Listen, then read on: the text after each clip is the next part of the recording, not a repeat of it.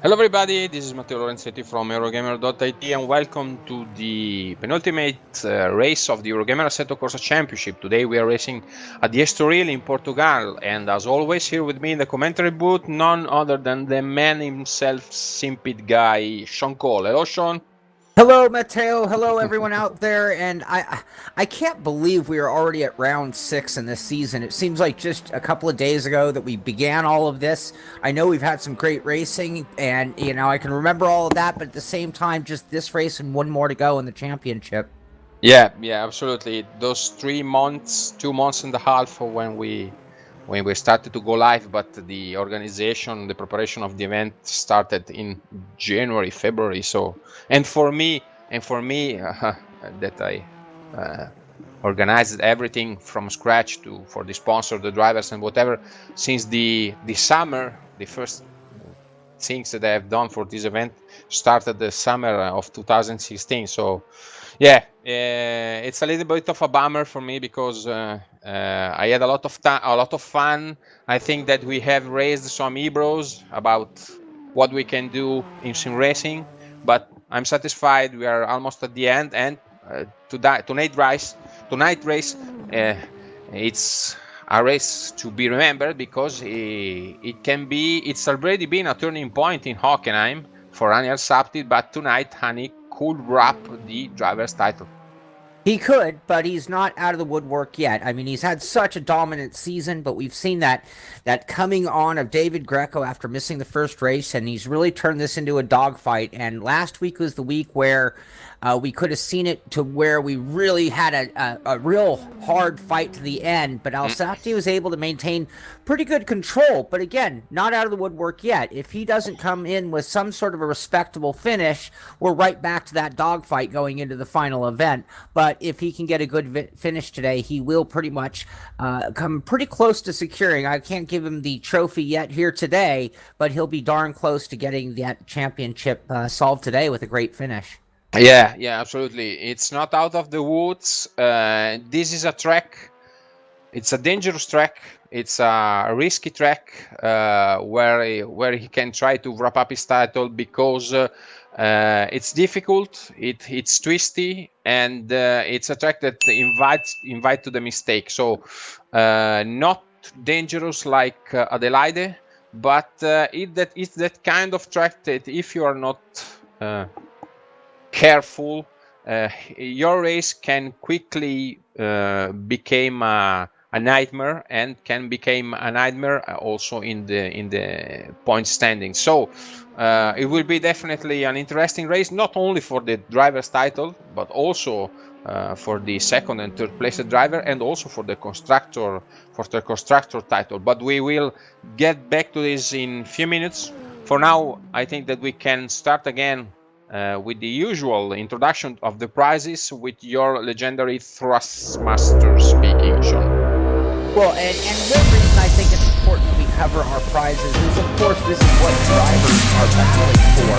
But in addition to that, these are the companies that allow us to put on this fine broadcast and attract these great drivers. So without NVIDIA, Thrustmaster, and Smargo, we wouldn't be sitting here today. So again, getting back to the prizes, let's get the drivers. Kenny Alsati setting his sights on that championship. But first, first place will be, and it's supplied by NVIDIA, it's a GeForce GTX 1080 Ti video card, and it is the ultimate GeForce in NVIDIA's words, and in my words, this is the most sought-after video card in the world today. Second prize comes to us from Thrustmaster, and that is a TSPC Racer, which is one of the top PC sim racing wheels that you're going to use. And along with that, you're going to get a set of T3PA Pro pedals by Thrustmaster as well. And going to our third place prize will be also from NVIDIA. That's the GeForce GTX 1070 video card, which on its own is a great video card, not quite in that caliber, the 1080 Ti for our champion, but a video card that's quite capable of running triple screens and doing everything you need out of a single video card on its own. So incredible prizes to the drivers. Yeah, I will kill also for 1070, so it's a great third place prize. Now, also for the constructor title, after the races where we presented you with the lame screenshot of the Evolve seat, tonight we got the complete commercial that Sparker has put out just a few days ago of the Evolve seat that you can see in his magnificent construction quality. Here it is, absolutely mind-blowing quality for our racing seat. We are trying to do everything in its power to putting our hands on it to do a review, as Sean is very well aware of that. So this prize will be absolutely cheered by the team that will be able to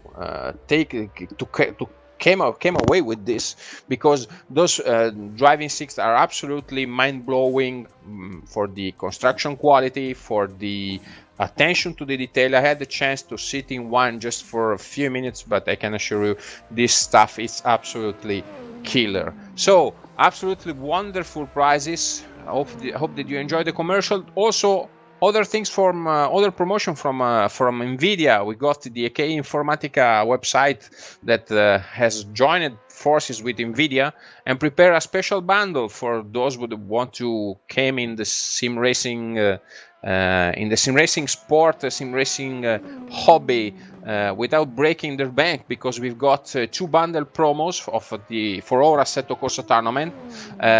The AK Informatica are putting out a VGA MSI GTX 1016 with 6 GB of RAM, along with a Transmaster Wheel T300 RS for the nice price, I would say, of 539 euros. And again, the step up level for this bundle with the 1070 with 8 GB of RAM, along with the Trustmaster T500 RS for just scraping in the 800 euros. So if you're thinking to go in the sim racing and doing it with the cool hardware and trying not to break your bank, this could be an interesting promo. Just Google for AK Informatica on your browser, and they will be shipping everything to your doorstep as long as you are in Europe. So good for the prizes, but we already anticipated this about the calendar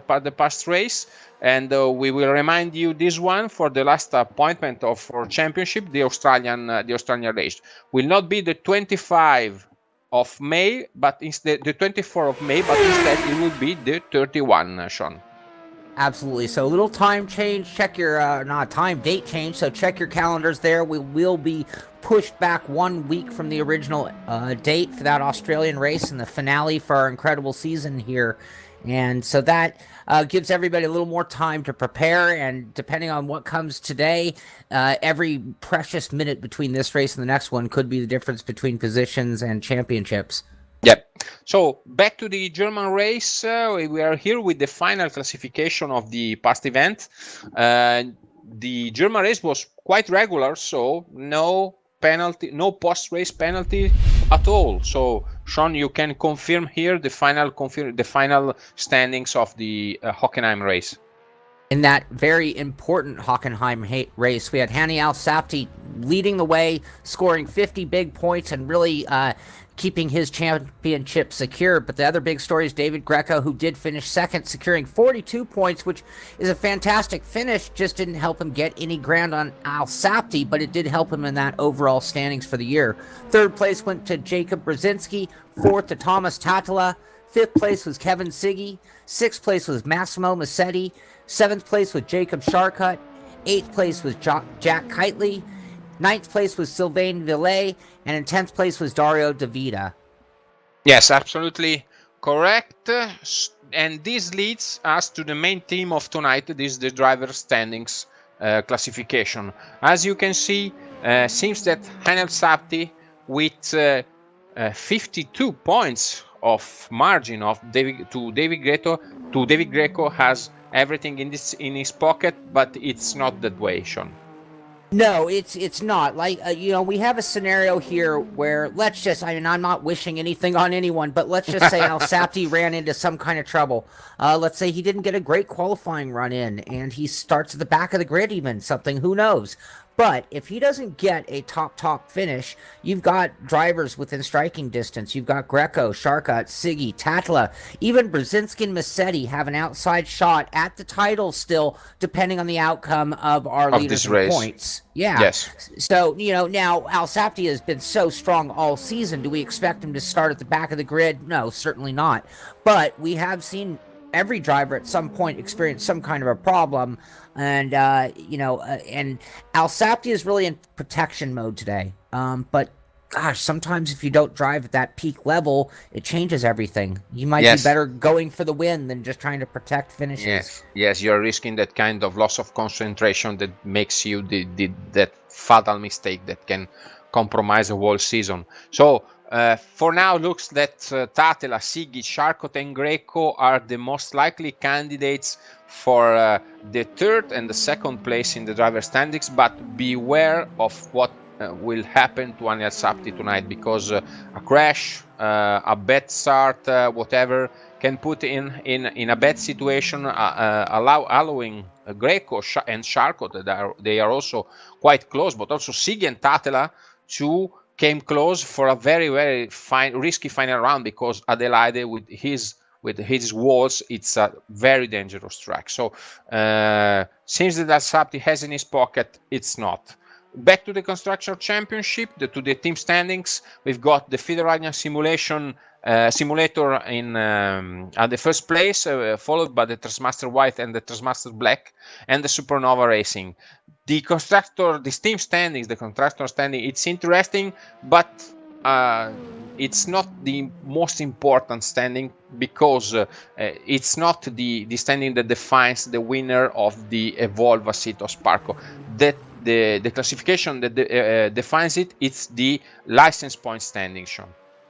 Yeah, and it is a little complicated. There is a little bit of math involved to do the final equations, but it basically comes down to your ability to be clean, be on track, be there for the races, and finish races. So it's a little more complicated than just finishing positions by the teams. But right now, Supernova, we actually have a three-way tie, by the way. I see it in the points. We've got Supernova I want to say in first place. They're just listed first. We've got Magneta Warriors and Feeder Ragnar Simulators all tied with 7.25 points, which, again, the prize at stake for these guys are those Sparco gaming seats. So you're talking about an incredible prize, and the difference, there is no second place prize. So it is going to be winner take all, and that puts us in a position where obviously we see the points are so close, and even when you look into basically what would be second position, a half point back, you got Ital Corsa, Scuderia Leone, Thrustmaster White, Finn Stream, Finn Team, all just a little bit ways back. So with two races to go, this is still quite a battle, and again, those Sparco gaming chairs are nothing to laugh about, and it will be a winner take all situation.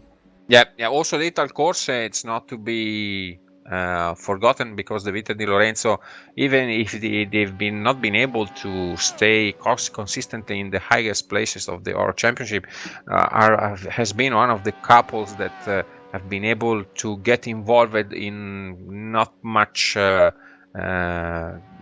dangerous situations. They didn't cause many accidents, so also the Ital Corsa team must be, and the Scuderia Leone must be watched.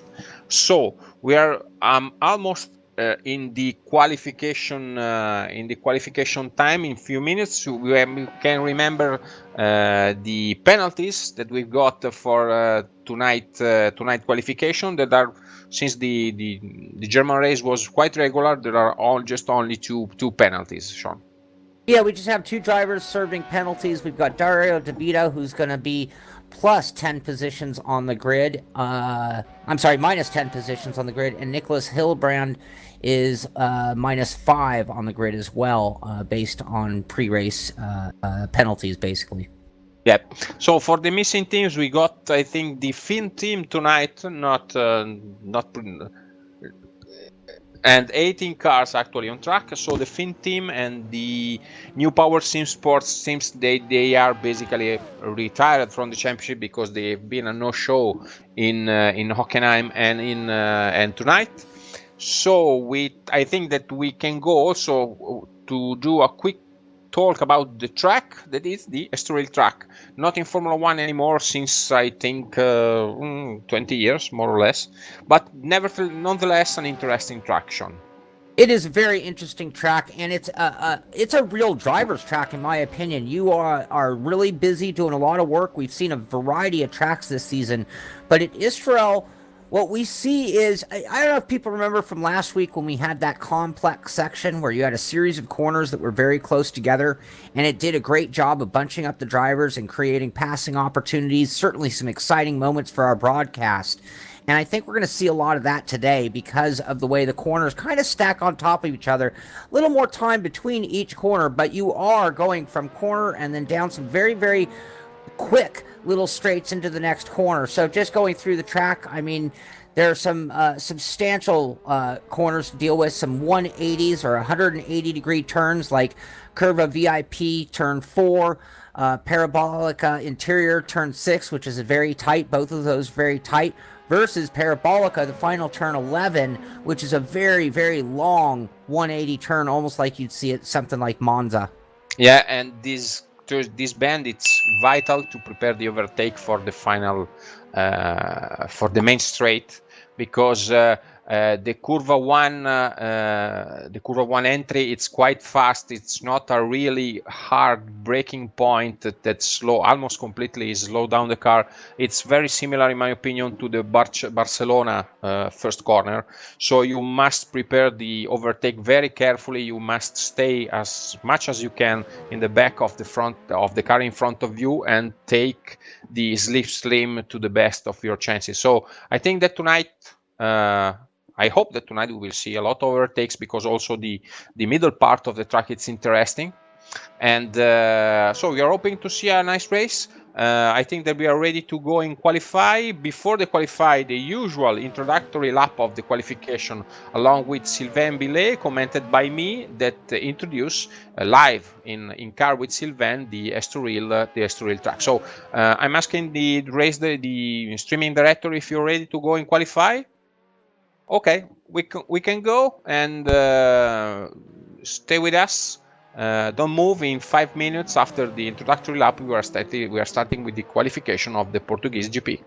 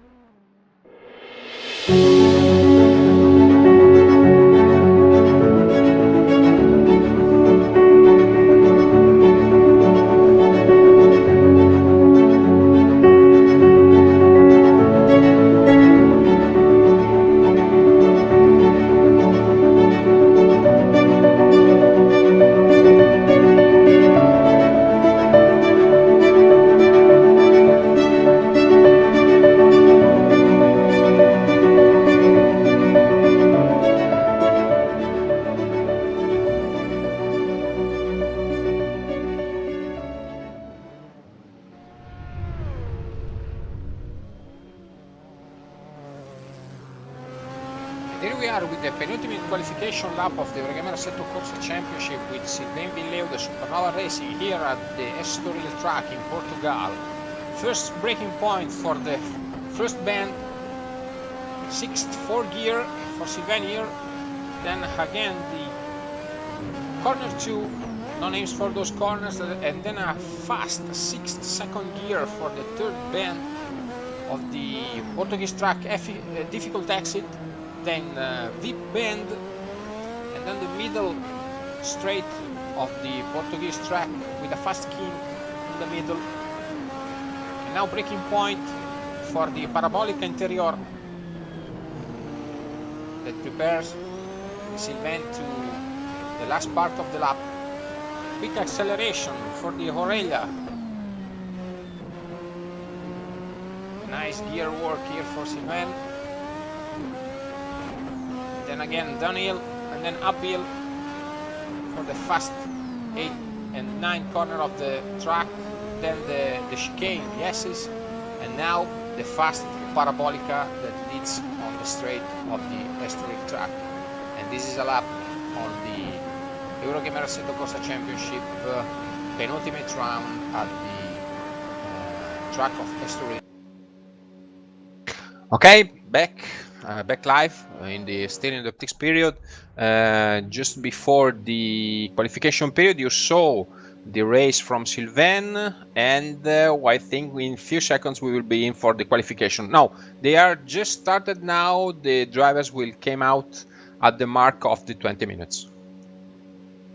So we are just about underway, and again, this is a pretty important qualifying session when you really think about it. With Alessapti, again, all the eyes are going to be on him, and what goes on in qualifying and really in the first few laps, I think, is going to be really important to see how things are going to play out. And I do expect to see him up towards the front, if not on the pole. He's done a great job this season in qualifying all year long, so I pretty much expect the same from him today. I'm a bit worried because I'm not seeing Greco in the server. Can you Yes, it's not in the server, I think. It's in TSP. He's about to join right now, but the qualification have just started just right now. Well, and then, you know, knowing Greco, this could be his strategy from the get-go. A lot of times he waited to the very last minutes to make his qualifying run, so no hurry on his behalf. Alessapti is already out instead.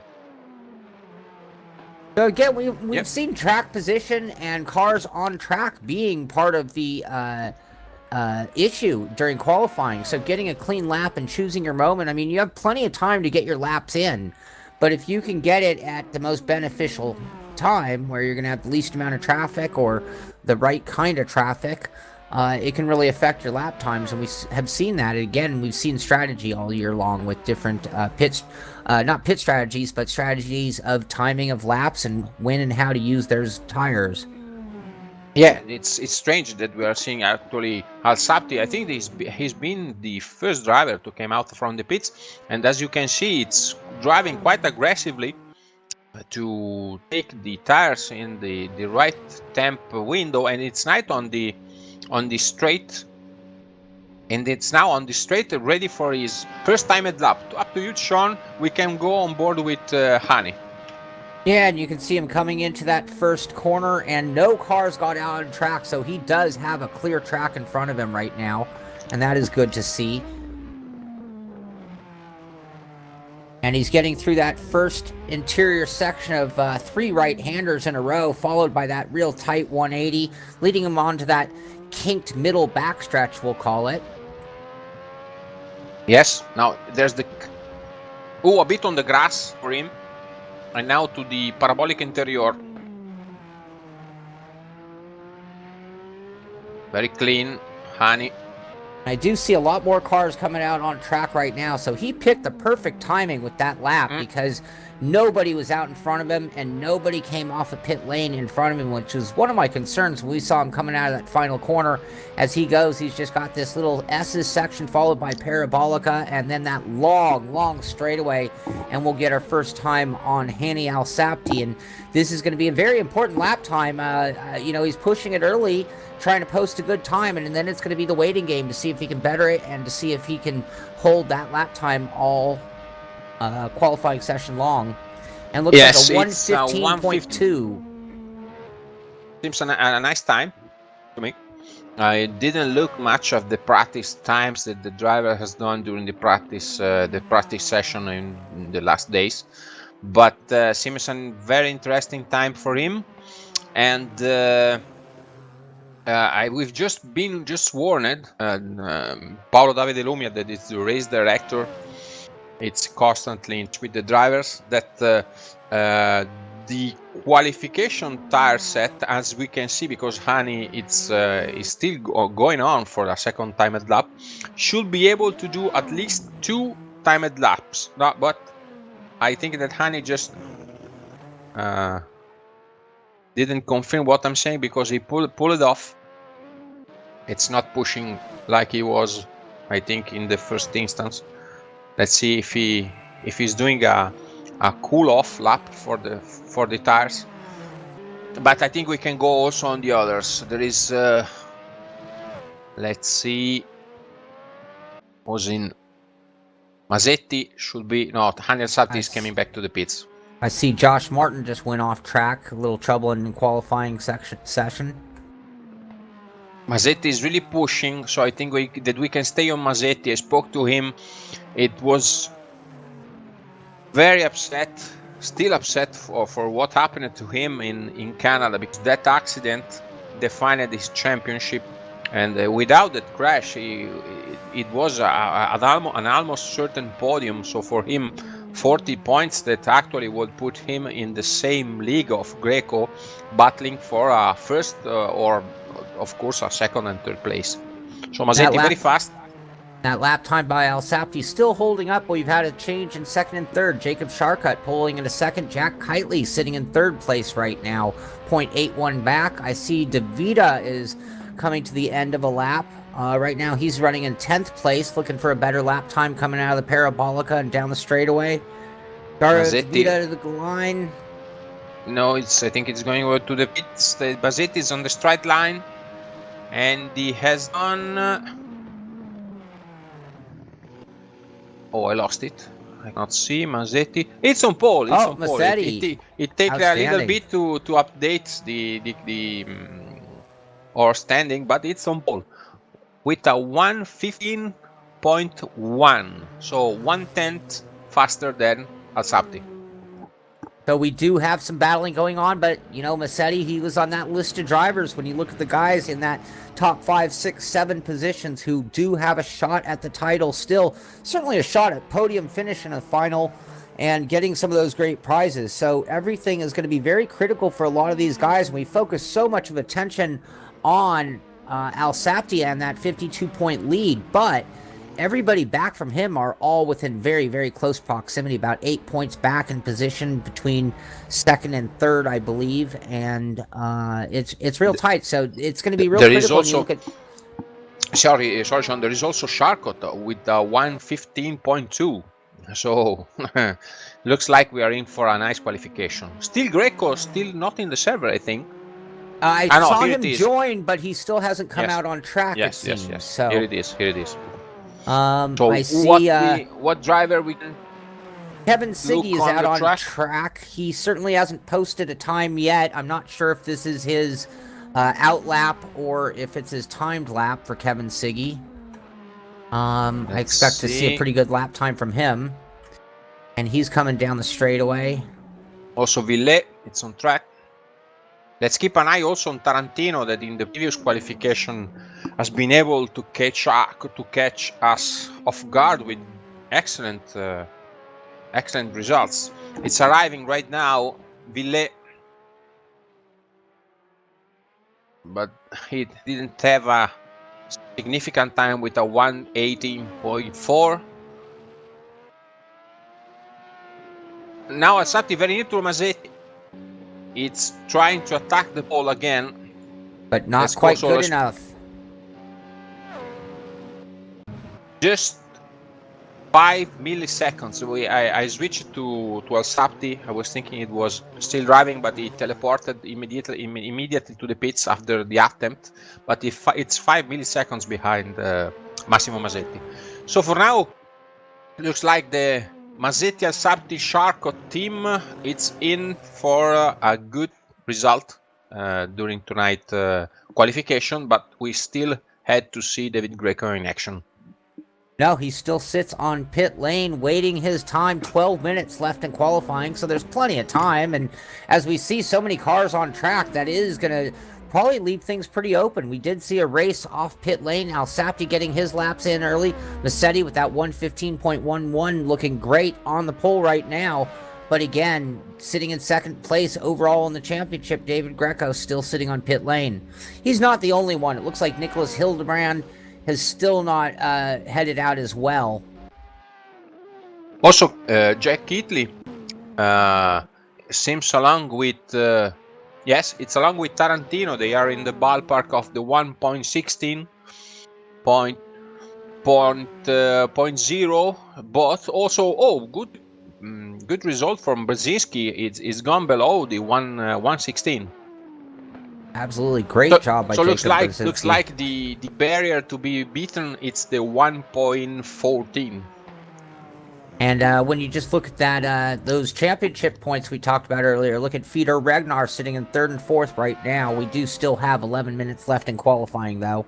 And all eyes are still on the car of David Greco as he sits on pit lane, still casually, not even getting in his driving suit yet, it seems. He's slow to get here and just having a cup of water and just make sure he's ready when he's ready. Like Kimi Raikkonen doing a trip to the ice cream booth. Probably is doing the same, David. I think it's very relaxed. I didn't know if it's being some kind of mind game with Alsapti or if he has already thrown away the towel, but knowing David that it's last resort driver, never give up. I don't think this is the case. I think that David it's keeping himself for the last 5 minutes, 7, 8, 5-7 minutes of the qualification, just to see what's happening. But I think that by the end of the qualification, probably Alsapti will be out of tire sets, qualification sets, and maybe if Masetti didn't use him until the last, probably the final battle will be between Greco and Alsapti, Sharko, and Masetti. But Brzezinski improved. Greco is now out on track, by the way. So we can go with him.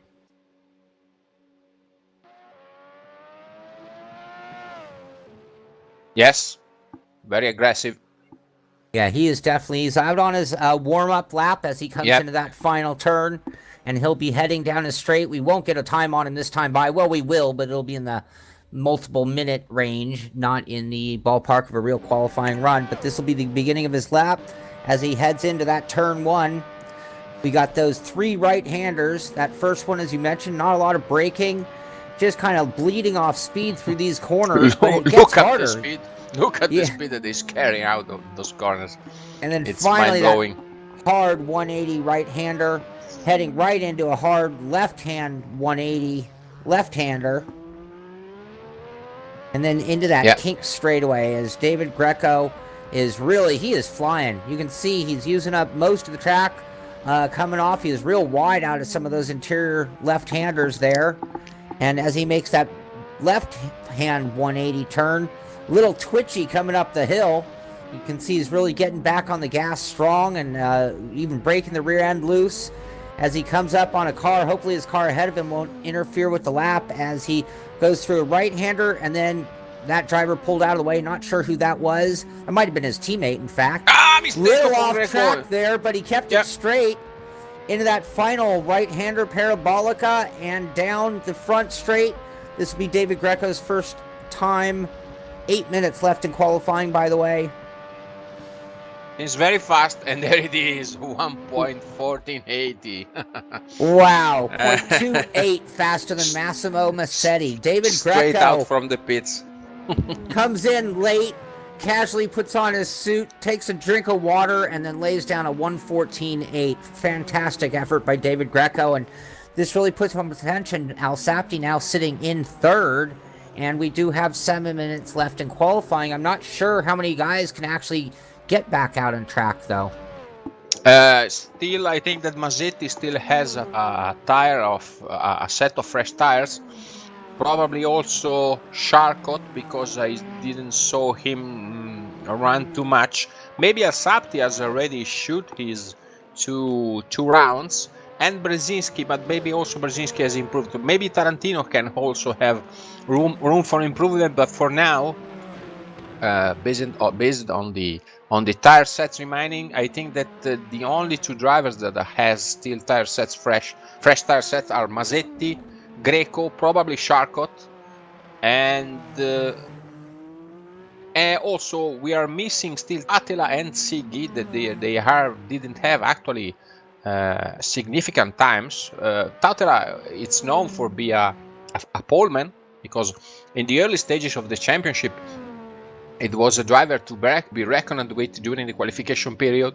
Siggy, it's not a qualification, a qualify wizard, but it's a very, very solid driver. Yeah, he's in 16th. We expect a little better than that, as he should post a better lap time. Look at that, 6th place for Kevin Siggy, 1.1 second back of Greco, but a big improvement by Kevin Siggy, moving up from 16th to 6th place, and that does put eyes on Tatila, really, because like you said, yes, we definitely expect more, and he's one of those people who still has a shot at this title, and certainly a shot at a top 3 position. So it's going to be pretty important that he does get a better lap time than he's looking at right now. He's sitting with 17th place, and looks like the only lap he did, he made a mistake on and didn't even post a real lap. It looks like it was just an out lap that he posted a time with. Probably we lost it. I didn't saw in running, so probably we lost the first time at lap, or he still has two fresh tires with two fresh tire sets. I don't know. I see Jacob Sharkut is on track, and he's sitting in 4th right now, and it looks like he might have slightly improved his lap time, but no change in position. So he's done the personal out there best. Trying. Yes. I see 5th and 6th place. Brzezinski and Siggy are out on track still. And in fact, it looks like Brzezinski should be coming to the line pretty quickly here. In the meantime, Laurito, 10th place for him. Tarantino, 8th place. And so we are on Tatela right now. Very aggressive also Tatela, like Greco, he has gone on the grass.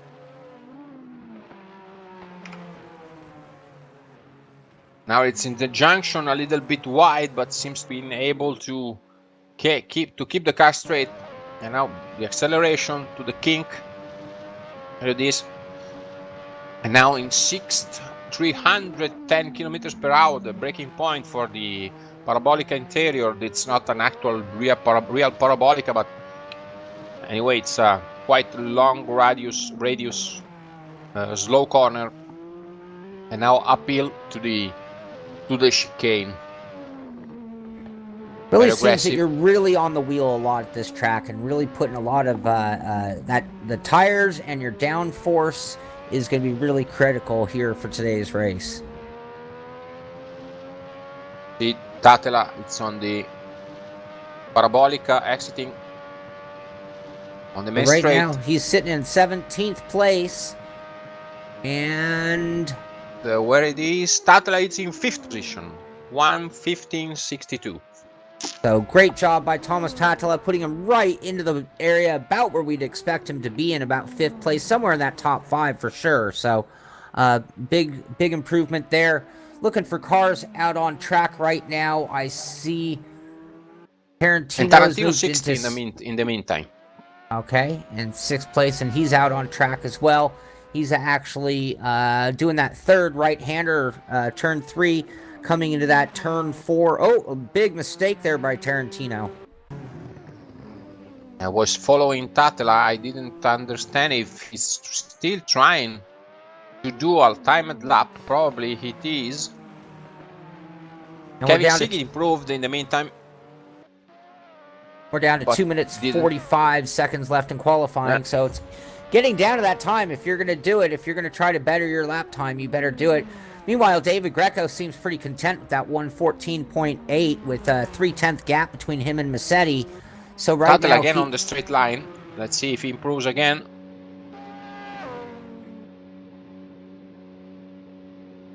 No, seems not. 1.15.932. It was 3/10 slower than his best lap. So seems that the final battle will be between Greco and maybe Masetti. I think that Masetti still has a tire set. Will be interesting to see it. Di Lorenzo coming to line, see if he can better his 12th place position so far.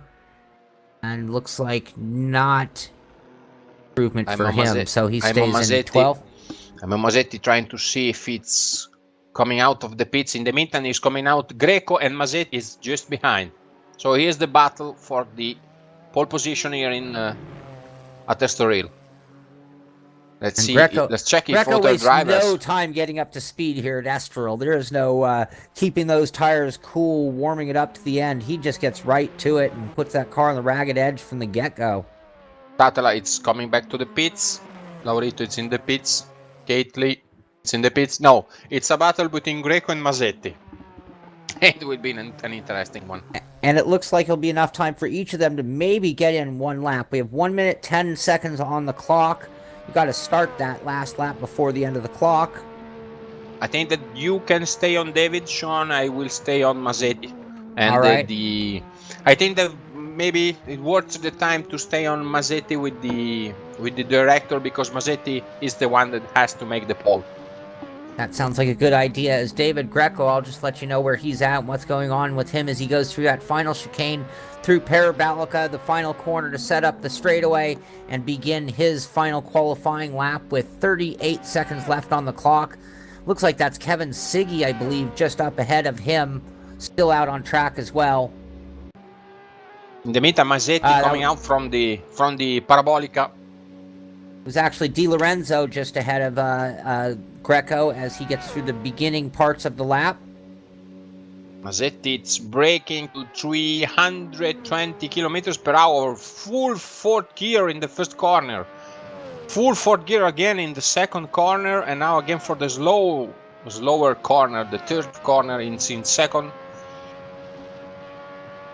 As Greco comes into that second tight cornered section, doing that left-hand Parabolica, you can see just up ahead of him is Di Lorenzo, as that looks like they are going to be really close. It'll be interesting. Di Lorenzo's been out for a few laps trying to improve his 12th spot, but David Greco, and he gets too loose and he spins it, and that's going to end that. And all eyes are now going to be on Massetti.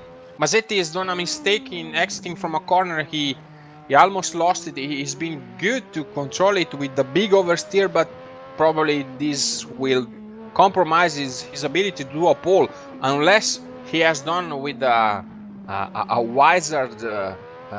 wizardry skill the first corner, and it was really fast indeed.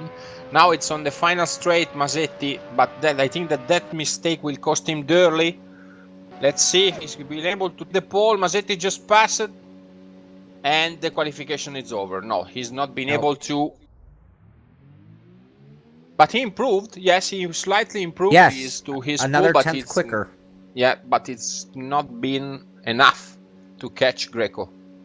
No. So what we do see, though, is some names that we'd expect, but maybe not quite in the exact order we'd think of. But David Greco right now sitting on the pole with that 114.829, the only driver to break into the 114s today.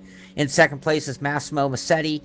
Third place, Hani Al-Sapti, our championship points leader, the guy who needs a great finish to secure the championship, puts a little pressure on himself starting in third. Jacob Sharkut starting in fourth. Thomas Tatla finishing in fifth place. Then we've got Alex Tarantino in sixth with a one. There are a lot of drivers in the 115 ballpark, as you can see.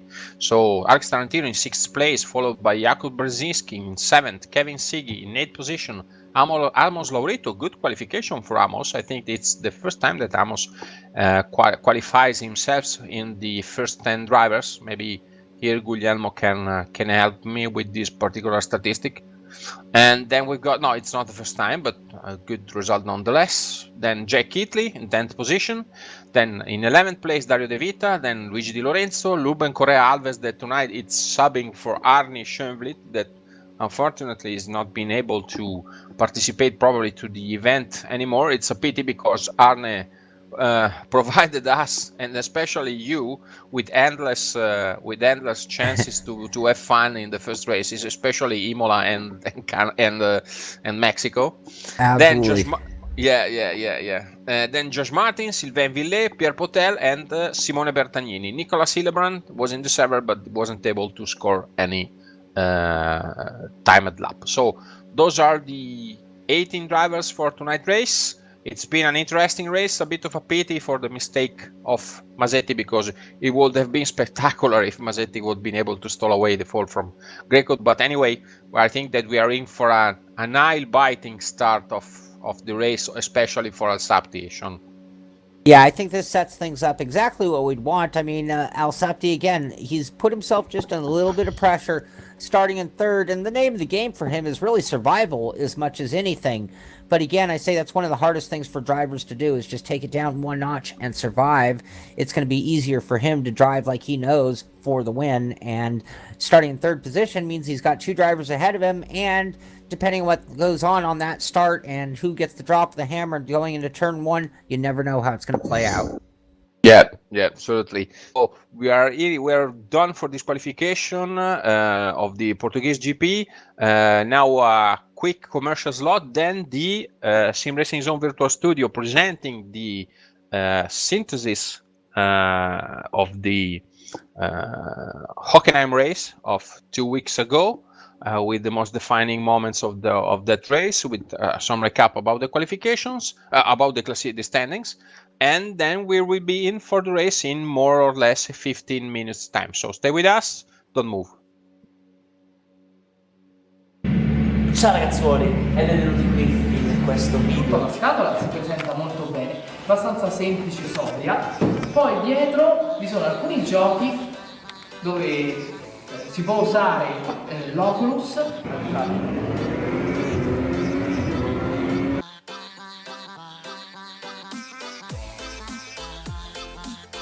Ed eccolo qui, il computer che prima vi abbiamo citato, un computer da gaming compatibile con l'Oculus Rift.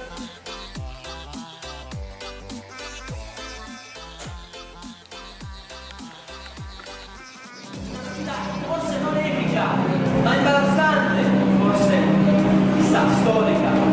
No, guardare via, mentre qua si stanno scottendo il pilota, il pilotone e il nostro ingegnere. Mentite i motori.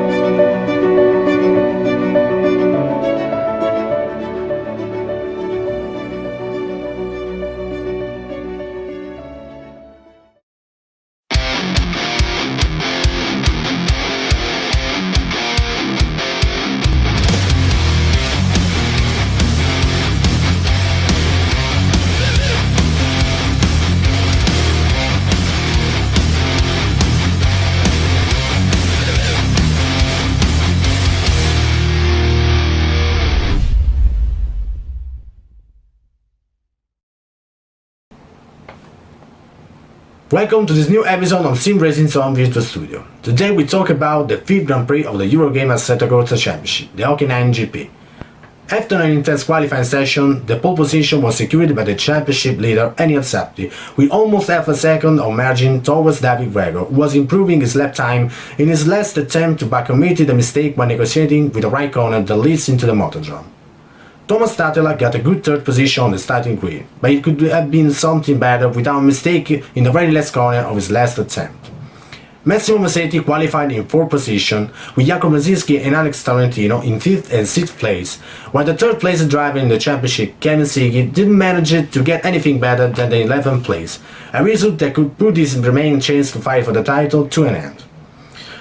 From a strategical point of view, this race was expected to be completed with no pit stop, as tire wear was not so much of an issue, and all the drivers started the race with a tire compound capable of allowing them to cover the whole race distance.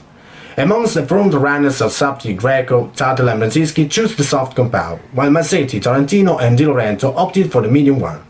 But let's take a look to the highlights of the race.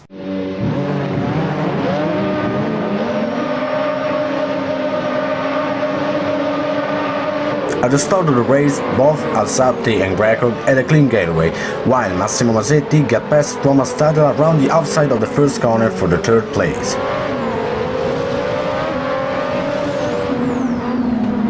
But the driver who had the best start was with no doubt Kevin Siggy, who got past De Vita and Laurito in very first meters. Then Charco took the long straight after the first corner, eventually made a fantastic move on Di Lorenzo at the inside of the first real braking, moving up from 11th to 7th in just a couple corners.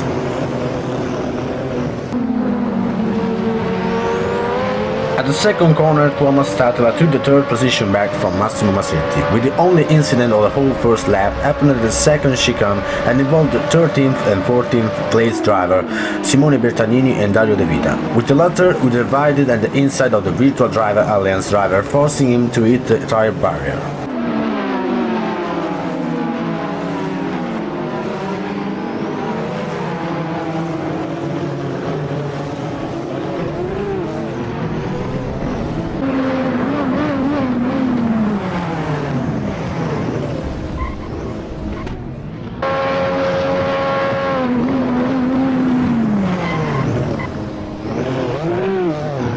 At the second lap, Josh Martin was thrown onto the barriers by Nicolas Hillebrand, who served on him while approaching the second chicane. As a result, the Trustmaster Black British sim driver took a severe amount of damage and was thus forced to an early pit stop for repairing his car, dropping back to the last place.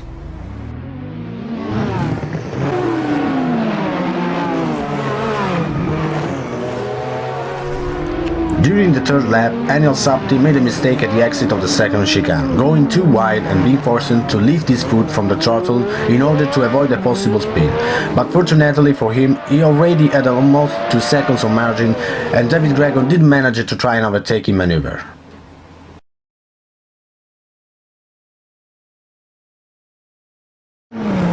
The most active driver of the first part of the race was David Greco's teammate Amos Laurito, who tried to overtake Jakub Charcot at the inside of the first chicane of the 9th lap for the 8th place by braking so late that he risked to hit 7th place driver Kevin Siggy. Fortunately, he didn't lose any position since he had a comfortable advantage over Luigi Di Lorenzo. 7 laps later, the Trustmaster white Italian driver managed to recover the 3 seconds he lost with his previous error and tried again an overtaking maneuver towards Charcot, but went too wide at the exit of the second chicane and lost again the 3 seconds he recovered in those 7 laps. And then at the 18th lap, he committed again the same mistake, and this time he lost 2 positions as Kidley and Di Lorenzo relegated him to 11th place. At the 22nd lap, Massimo Massetti violently hit the tire barriers at the second chicane while he was putting pressure on the 3rd place driver Thomas Tatela and lost over 10 seconds in overall, other than his 4th position, with Jacob Brzezinski taking advantage of the situation and getting past the Italian fast-engine driver. Jacob Brzezinski produced a solid and consistent performance, and his consistency paid off at the end, since after gaining the 4th place thanks to Massetti's mistake, he took even the 3rd place at the 27th lap when Thomas Tatela went onto the grass at the motordrome. At the following lap, Alex Tarantino committed almost the same mistake as Thomas Tatela while he was in 6th place behind his teammate Massimo Massetti, and we rejoined the track in 9th position after being passed by Siggy, Charcot and Di Lorenzo. Kidley tried to get past Tarantino as soon as he rejoined the track, but he went on oversteer at the last corner and Amos Laurito got his 10th place and then started to put pressure on Tarantino, who went wide at the exit of the second chicane at the 29th lap and all with the Trustmaster wide driver to get past him. The fascinated driver started to make mistakes after mistakes, and after a total of 5 errors between the 28th lap and the 32nd lap, he retired from the race. In particular, he violently hit the tire barrier at the second chicane at the 32nd lap, and then at the following corner he went again onto the barriers, destroying his car and quitting the race. At the 37th lap, Luigi Di Lorenzo experienced a connection problem which forced him to retire while he was chasing Jakob Charcot for the 7th place. The rest of the race didn't produce any further highlight except for a fuel management issue which forced Massimo Massetti to slow down a lot in the last laps and allowing Kevin Siggy to get his 5th place with only 2 laps to go. Daniel Sapti won the race and made a huge step forward towards the championship, while David Greco, after 2 wins in a row, had to settle down for the 2nd place.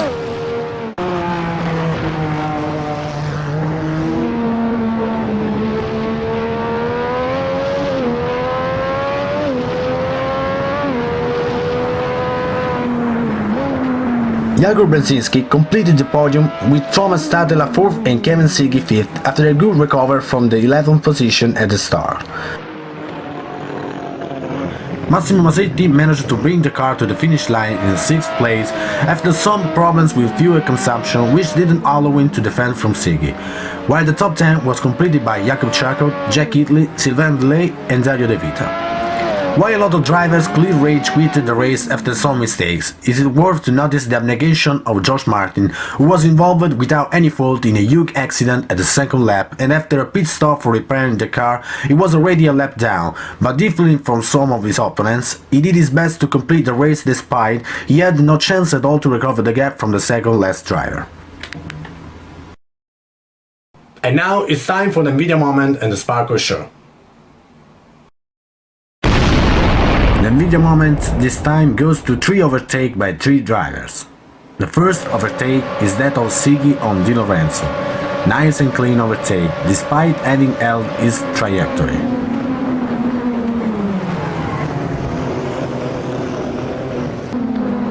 The second is the overtake of Tatela on Massimo Massetti that took his 3rd position back in that moment. Not very difficult but equally nice overtake.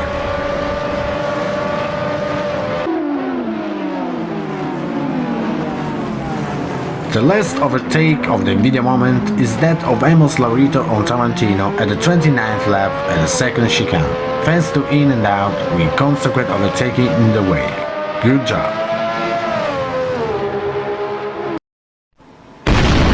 The Sparkle Show of this episode goes to Daniel Sapti that confirmed his class with a superb race with very few mistakes. Perfect the start and the management of the race, which allowed him to take on the victory. Well done.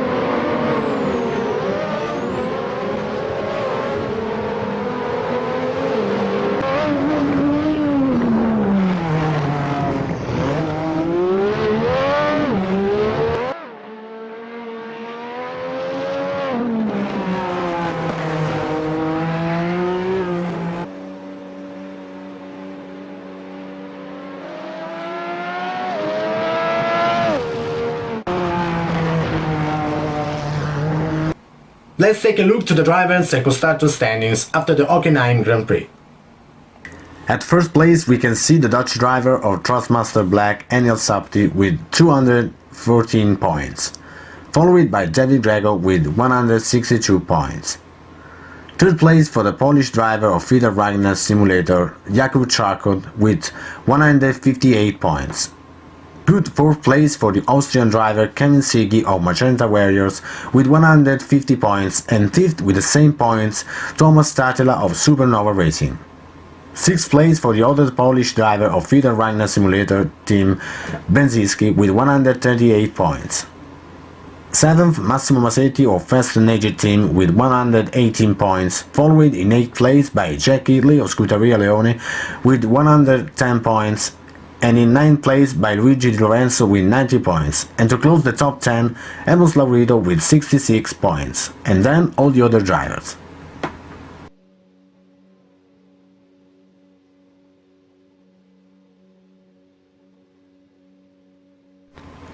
Again at the first place the Feeder Ragnar Simulator with the excellent tip job of both Polish drivers with 296 points. In second place we have the Trustmaster White thanks to the last races of Greco and some points by Emos Laurido with 264 points. At third place the Trustmaster Black thanks another victory of Superb Ennio Sapti with 257 points, following in fourth place by Supernova Racing with 196 points. In fifth place we have Fast and Aged team with 195 points, following in sixth place by Magenta Warriors with 172 points, and then all the other teams.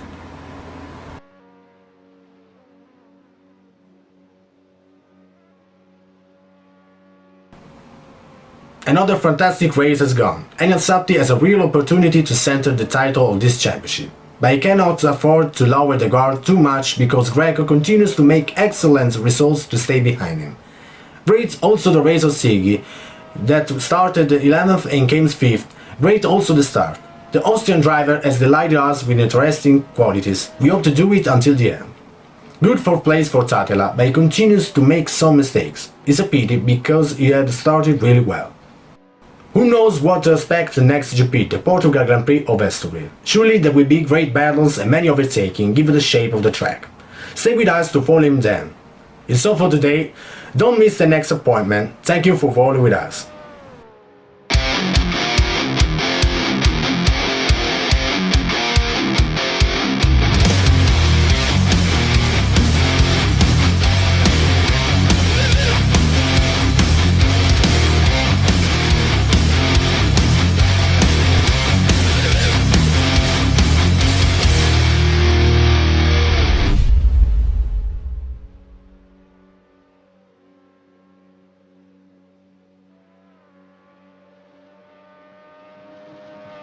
Okay, we're back live with the Portuguese Grand Prix of the Eurogamer Assetto Corsa Championship. You just saw the Sim Racing Zone Virtual Studio that sum up the German race, and we in few minutes will be able to go with the race. Actually, that you're seeing, it's the warm-up period that the drivers are doing during the pause from the qualifier and the race. So Sean, just a quick look to the final standing of the qualification for this race.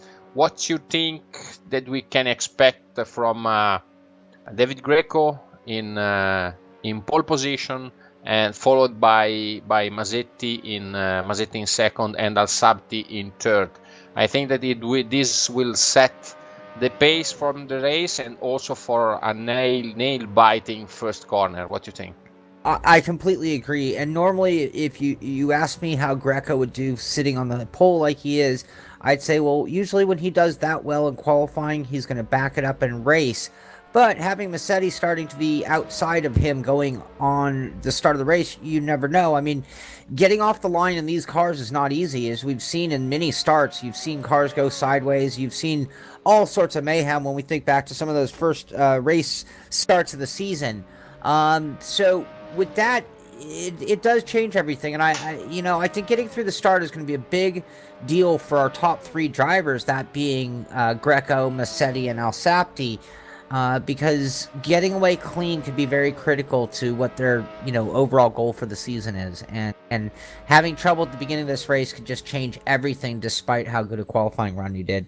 Yes, I was thinking about the Greco and Al Sapti mindsets, because Masetti clearly, while he's still in contention for the third and second place, but for him it's very difficult. But Masetti and Greco, I think they are ready with the mind to the race, and I think that what actually is passing through their mind, it's for Greco to pull away immediately, trying to build a gap on Al Sapti, and for Alsapti to pass immediately Masetti, and probably I don't think he will risk something. He will risk a clash with Greco until the end of the race, or if he decides to risk and to win already tonight, he will have to try to pass Greco until the end of the race. So I think that tonight it's all in the Alsapti mind what will define the tonight race. I'm about to risk and try to win tonight, avoiding the deadly traps of Adelaide, or he will settle down and allow Greco to get in the 50-point ranging shot for the last race. Yeah, and one thing I can see happening as a possibility here, Greco seems, 3/10 quicker in qualifying. Looking at their practice times right now, he's running times that are quite honestly down some guys' practice times, qualifying times. He seems like a man on the mission, and it almost feels like one of those races where if he gets away clean, we might not see him again. He might just be gone for the whole race and away from from pole to checkered flag. Yes, and the number of the eventual drivers that he will be able to put between himself and Alsapti will probably define the final standings of this championship, and hoping also for some kind of brawl between Alsapti and the guys in the second and third place and fourth. They are contending for the Trustmaster wheel and the Nvidia 1070 video card. I think that we are almost ready for the race. I'm asking the streaming director how much time will take. Okay, we're ready. So we're about to restart the server. What you're seeing actually, it's just a warm up. So just a few seconds and we'll be ready to start the race.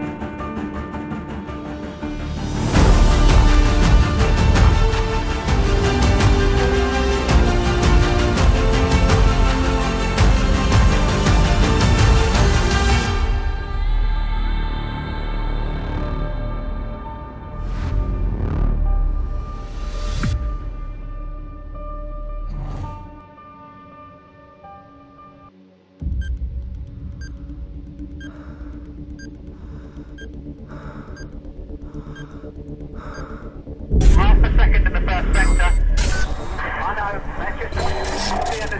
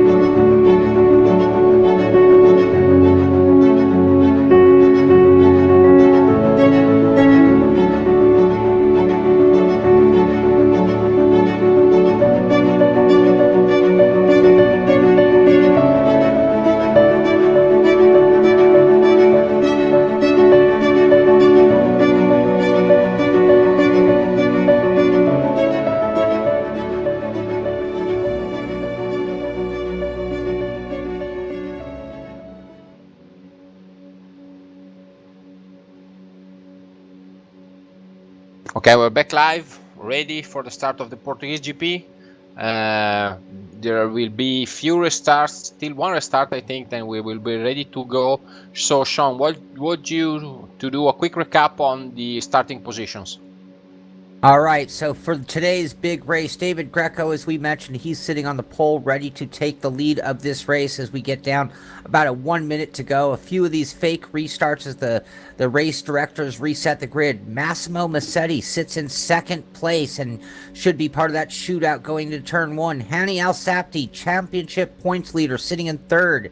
Jacob Sharkut sitting in fifth. Thomas Tatala in fifth. Amos Lorito in sixth. Alex Tarantino in 7th, Kevin Siggy in 8th, Jacob Brzezinski in 9th, and Jack Kitely rounds out the top 10 as we get ready for this very critical race of the season to see if Hani Al-Sapti can put the finishing touches on his championship season. Yeah, so I think we are ready to... I think just one restart is missing. Can you confirm, Guglielmo? Okay, so just one start, then here it is, and then 2 minutes to the real start of the race. Yes, correct. This is the real start. So, as you always, Sean will take care of the commentary of what's happening in the front of the race. He will stay on along with the streaming director on David Greco and Massetti, of course, and Al-Sapti, because the first corner probably will be the final of this race, while I will stay on the back of the grid, trying to see if someone is trying to do some monkey business and doing some crashes. Let's hope that even tonight we will be in for a clean start. Well, and the way the configuration here at Estrel is, you have that very high-speed turn 1 leading into a turn 2 right away, followed immediately by turn 3, which is a very, very sharp, almost 180-degree corner. And it is going to be very interesting. I know these guys had a lot of chances at the practice start, so hopefully that'll lead to a clean finish, but we do have things ticking down in the championship, and every position is going to start feeling critical for some of these guys, because even if they're not in the running for prizes, there is a lot of pride at stake, and the difference between a few positions here with these names can be a big deal for them moving forward in their sim racing careers. Yes, and the pride, it's always something good to put at stake also for these guys, because you didn't participate to some kind of to some event of this kind. Here's the usual go that we hear from the start of the championship. So this means that you are 20 seconds away from the start of the race. I think that go is a reminder to you and I and those out there that we are getting ready for the real start of the race. But I do see the lights are now coming on. We are 10 seconds away, so this will be the real start. 71 laps today. Red lights are coming on. The revs are up, and David Greco will get them underway. And they go, and they are off. Greco gets a good jump. Massetti is off to the outside of him. I'm sorry. And I see a little trouble at the back, but at the front we're all clean. It's Greco has done a mistake. Has gone to the wall and collected Potel and Hillebrand. But for now, in the mid of the pack, everything seems fine. And up front, 1, 2, 3, we still are Greco, Massetti, Al-Sapti. They are still in the same order as they started this race, and we are now underway with 71 laps of Estoril.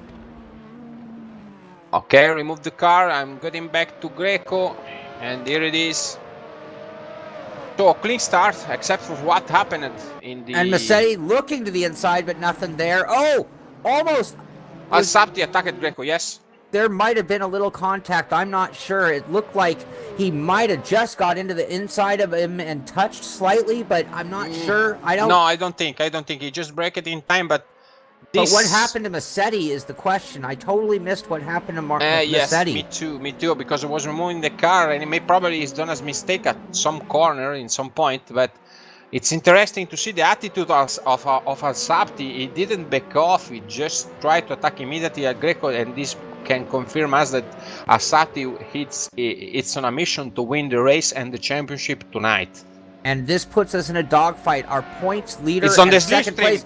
Oh, Greco blocking to the inside a little bit, but it looks like Al-Sapti has the line and gets the position, takes over the lead of the race. Greco looks back to the inside going into turn 2, but nothing there. Al-Sapti continues on as go right into that sharp right-hander, and Alsapti seems to have gapped just a little bit into safety, but that's Jacob Sharkut now in third place, right on the gearbox of David Greco, and we have a great race shaping up here. Greco a little tight through that corner, and Sharkut now given quite a bit of pressure to Greco, and Alsapti getting just a touch of breathing room.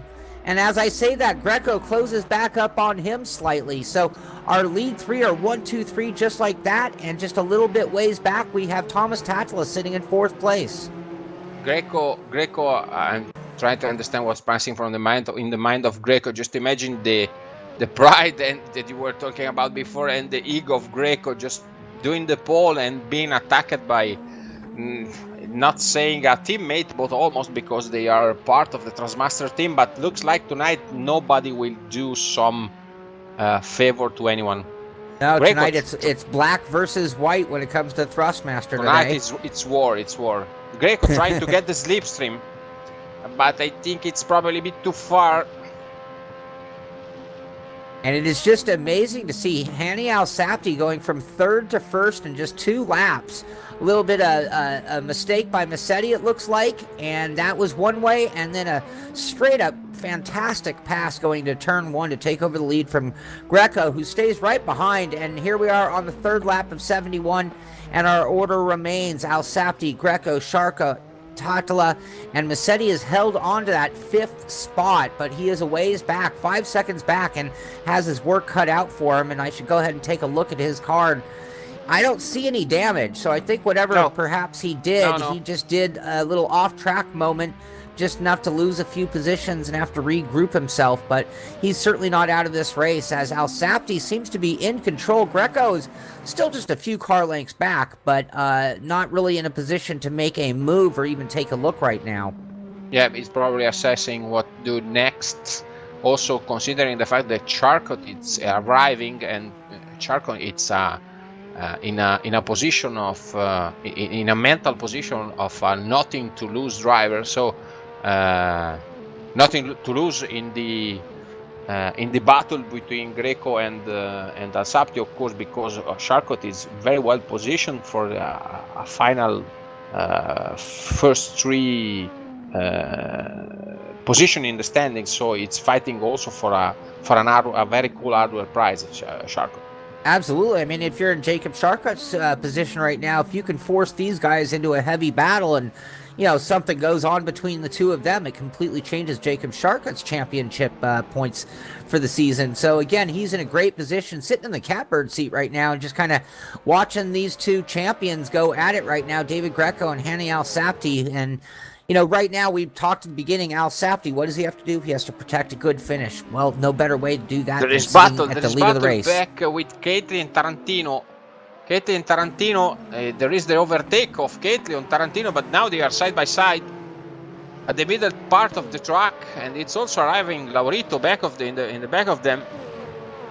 Very interesting part of the race. Tarantino looks like it's not in his usual form, and now there is this little pack of Catley that has done a great overtake on Tarantino. He came out from the first bend, first section of bend very quickly, and Tarantino wasn't able to fend off his attack.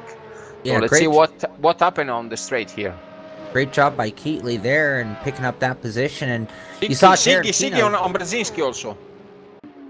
And very nice overtake of Siggy on Brzezinski for the 6th position. Very clean.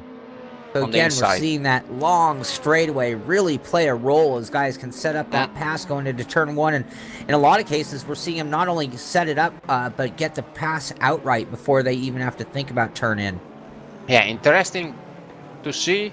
And for us, entertaining also for the audience is the fact that Alsapti for now seems not able to pull away from Greco, and also Charcot seems able to stay on the pace. At least for now, he just lost a bit of contact, but it's still in fighting position with them. Yeah, and Tatula seems to have dropped back just a little bit more, so it is Charcot staying with the leaders. Tatula falling off a little bit, and that's actually bringing Massetti right back into the battle again. So Massetti's starting to close that gap up, and it's going to be a battle for 4th position between him and Totala. Mistake from Villet in the meantime. He spun. I don't think, no, he didn't damage the car. Probably he just spun coming up from a slow corner. And behind Massetti, you've got Siggy and Brzezinski. So things are pretty tight when you look in those positions 4 through 10 right now. I'm looking. I think it's time to take a look to the. We are 7 minutes in the race, and we can take a look to the tires and to the strategy of the drivers. And also tonight we've got a different take on the strategy of the race, because the first 4 drivers, so Alsapti, Greco, Sharkrat and Tatola, are on soft tires, while Masetti, Siggy are on medium. Then we've got Brzezinski and Kitli on soft, Tarantino on medium, Amos Laurito on soft, Josh Martin on soft, and then the Di Lorenzo, De Vita, Correa Alves on medium, Villet on soft, and Pier Potel on medium. 16 drivers actually in the race. Hillebrand retired, I think, and probably also another driver, but I didn't get exactly who can be so far. So with that tire strategy, we've seen so many different things this season. Is this a scenario where the driver's going to be able to go the entire distance? It's a matter of whether they're going to try softs and will they wear out, or do you think the guys on softs are going to be looking for the pits at some point? Difficult to say, because those tires we saw during the championship, that they are able to last for very long. They are dropping progressively the performance, but there are. Yeah, Siggy looking to the inside there. You saw him take a real hard look at Massetti just ahead of him. Almost made the move, but then thought the better of it and tucked back in behind again. I was talking about the tires. As we understood in the past races, those tires, the soft and the mediums, are lasting quite a bit, and despite the fact that they are losing performance during the course of the race, they didn't immediately drop dramatically to the point that they are forcing the driver to come in the pits and changing the tires. So it's difficult to understand what will be going on in this race, but there is an interesting thing that we must consider, that is the temperature. We are driving, it's damn hot in this race, because they are racing with 30 degrees in the air and 38 degrees at the tarmac. So also the track is demanding on the tires, because drivers for the most part of the time they are driving in medium, high to low speed bands from left and right, so the tire consumption should be high on this track. Okay, so we'll see how that plays out, and I'm just kind of keeping an eye on things going on. It seems like the front 3 have kind of checked out just a little bit, and when I look back to Thomas Tatala running in 4th place, he's got Massetti right behind him. Just a moment ago, we saw Kevin Siggy right on the gearbox and making a move on Massetti, but he's fallen back just slightly from that. And then looking back from Kevin Siggy right now, you've got Brzezinski, Kitely, Tarantino, and Laurito all right there in tow. And you know, the thing about it, I keep watching, is 1 minute you're battling with the guy ahead of you, and the next moment the guy behind you is giving you a fit. So really great racing going on mid-pack right now. Some solid guys, and they're all running good lap times. And again, the accordion effect has one battle turning into another battle, turning into yet another battle. Greco still on the hunt of Alsapti. Looks like it's not able to pull away. Sharkot in the meantime lost a bit of contact with them. From them, it's actually at 4 seconds, and then we got the duo of Tatala and Masetti actually quite near, and then the pack that you were talking about from Siggy, Brzezinski, Kitli, Tarantino, and Laurito. Then a 10 seconds gap from Di Lorenzo. Massetti goes to the inside. Massetti just takes a great pass on Tatala. Can he make it stick? And he does. So Massetti back up to that 4th bottom position. Of the grass. And you can see he is just a man on a mission. I mean, after sitting in second place and having a shot at it, a small mistake dropping him back to fifth, now he's got some work to do, though. He's got about a 4-second gap between him and Jacob Sharkut running in third place. In the meantime, Alsapti is still consistent, while Greco it's not losing an inch from him. And actually, we are trying to understand what's going on in Greco mind, and also team's order, I will say, because as you can imagine, if Greco is making a move and Alsapti has other ideas, something very bad can happen to the Transmaster team standings. So it's a war of nerves, I think, between them and between the other drivers. Absolutely. And after talking to Greco in a bunch of interviews, you know, the one thing I get the impression this guy knows his boundaries and he's going to do what he can do, but I don't think he is going to force the issue very often. And, you know, if he has it in him to make the pass, he'll make the effort. But I think that, you know, right now he knows that he's in a impossible challenge to possibly come away with a win this season after missing the first race. But yet, after such great results, the idea had to be floated around with him working himself into second place in the championship. It had to be considered, and here we are today looking at 1-2 in the championship and 1-2 on track.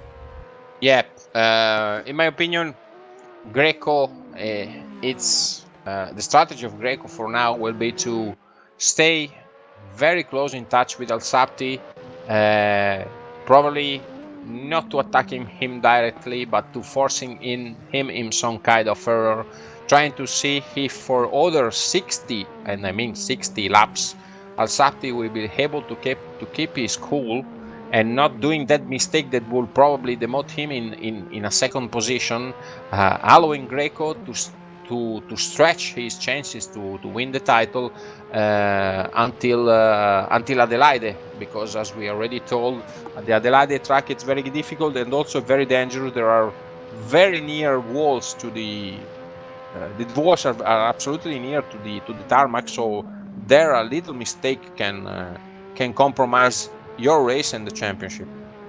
So Josh Martin, for some reason, went into the pits. I can only imagine that was an unscheduled pit stop 11 laps into this race. But he came out, and you might have saw the leaders go right by, and he just got out of the way for third place, and you see him 2 wheels off the track. But Josh Martin now finds himself running virtually fourth place on the track, with some very, very fast drivers coming up on him. So you've seen him yield way, but it's a lot easier to do that on the coming out of the pit lanes and in the early section. But we'll have to make sure he stays out of the way, as now it looks like it's going to be Massetti coming up on him next. Yeah, also Siggy on Tatela. In the meantime, we lost the overtake at Siggy, attacked Tatela at the end of the main stretch. I think that probably the streaming director got it. So very consistent race again from Siggy. I didn't, as far as I remember. Did you remember, Sean, mistakes from Siggy, important mistakes during the course of our championship? No, the thing about Kevin Siggy that stands out this season is a man of consistency, and through that consistency, we've actually seen him pick up positions late in the race just by not making mistakes. So no, it's a back marker. Sorry, I was that's looking Josh at Siggy. Martin. Yes, it's Josh Martin. It's moving away. So and that's kind of coming into play here in that battle, which is kind of stretched out a little bit. But when we look at from Kevin Siggy, Tatela, Brzezinski, Kitely, Tarantino, that's the group of cars that are now dealing with that lap down car of Josh Martin. So Sharkut lost a bit of contact again. It's now at 4 seconds and a half from Greco, and I think that the next big battle between the next big battle from the race will be between Siggy, Tatela, and Massetti. They are actually the trio that are probably the most strong-willed to came away from Portugal with a good result, especially Massetti that just scrapped the pole position. Absolutely, and I'm just looking at the overhead track map right now, and I can see that gap between Alsapti and Greco is still very, very small, and then it is a little bit ways back to Jacob Sharkut. And then that train of drivers, I'm going to call it, that goes from fourth place, Massimo Massetti, all the way back to 9th place with Alex Tarantino. Right now, Massetti enters the parabolic, and at this point, 9th place is also in the parabolic. So Alex Tarantino sitting in 9th. So that just gives you an idea how close they are. It is a long corner, but you had all 5, 6 of those cars all within that one corner at the same time. That's how close they are running together. Very tight packed in the pack, indeed. So, and meanwhile, up front, it looks like Alsapti's lead has gotten a little more comfortable. I mean, Greco is still staying with them. They are both the only drivers running in the sub-22s. They both have a lap time of 1:21.92 in the case of Alsapti and a 0.96 for David Greco. But that lead has opened up to about a 1.2, 1.1 second gap over David Greco. So a little breathing room. Alsapti can drive a little less nervously, but still he is sitting there with the guy who is the biggest threat to him in the championship well in his mirrors, and certainly not doing enough to take control of this race except for leading right now and sitting with a 1 second gap, but he's got Greco right there still.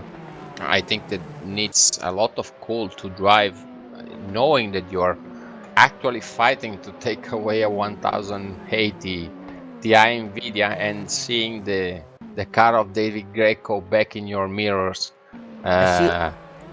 Tarantino, Alex Tarantino went around and made a mistake, and he was, I believe he was in 9th place. He was the end of that tight battle that we were watching. Yes, and it's he 12 has fallen now. back to 12th.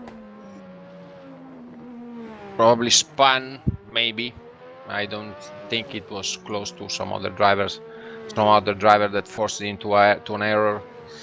No, he was sort of the last one on that string of cars, so it looks like it might have been a self-inflicted wound, but he could have been a battle at that point with Keatley, who is running just ahead of him, but Amos Larito is the beneficiary, pulling up in 9th place, but he is a ways back. So when you had Tarantino, who is right there on Keatley's gearbox, Larito's about 3 seconds back, running in that same 9th position. I think we could go in the cockpit with Jack Keatley that it's actually following Tatela and Brzezinski, so we can appreciate the driving style of Keatley. Very close to Brzezinski now. Let's see if he's trying to take some risks, because Keatley, the championship of Keatley has been a bit strange in my opinion. For us, we were used to consider him one of the prominent drivers, but from the start it looks like that he's not been able to master this car as the other drivers. Probably a question of personal taste. I don't know. Maybe he didn't like particularly driving with the manual gearbox. But anyway, he improved in the last races. I remember a 4th place for him in the last races, maybe Silverstone. I don't remember exactly. But it has been quite consistent also, but albeit he's been always in the middle positions of the pack. It's really interesting you say that about the gearbox, and I was thinking the same thing as you were talking about his mixed and varied results and probably underperforming our expectations for Keatley this season, but maybe it's a need to go to that manual gearbox, because we've seen how it paid off for guys like Alsapti and Greco. Both this season made that switch, and both attribute it to the victory that followed the very next day. Keatley, though, as we do this ride along here at Estoril, this is one of those tracks that things happen so quickly, and it's a little mesmerizing, and you just get in that whole sequence of following that car right ahead of you, and you can see Keatley just kind of doing that, and with Brzezinski just ahead and Tatela kind of doing the same thing, or Brzezinski doing the same thing to Tatela just ahead of him. But it's amazing how fast it is and how much you're constantly on that wheel, left, right, left, right, left, left, left. It's an incredible track. Oh, Brzezinski on Tatela probably has done a mistake on the Parabolica Tatela. Brzezinski has passed him quite fast. I was following Keatley, and from the car of Keatley we saw that Tatela probably has gone wide again. Tatela, another mistake off track on the grass. And yeah, so now Tatela's, it's Keatley time, probably. Yeah, attack well, if him. he keeps making those very small mistakes, and Brzezinski taking advantage of that one, and at this point, Toddler's got to be kind of shaking in his pants a little bit, and he's going to have to calm down and regroup, because right now he has just got Keatley all over him.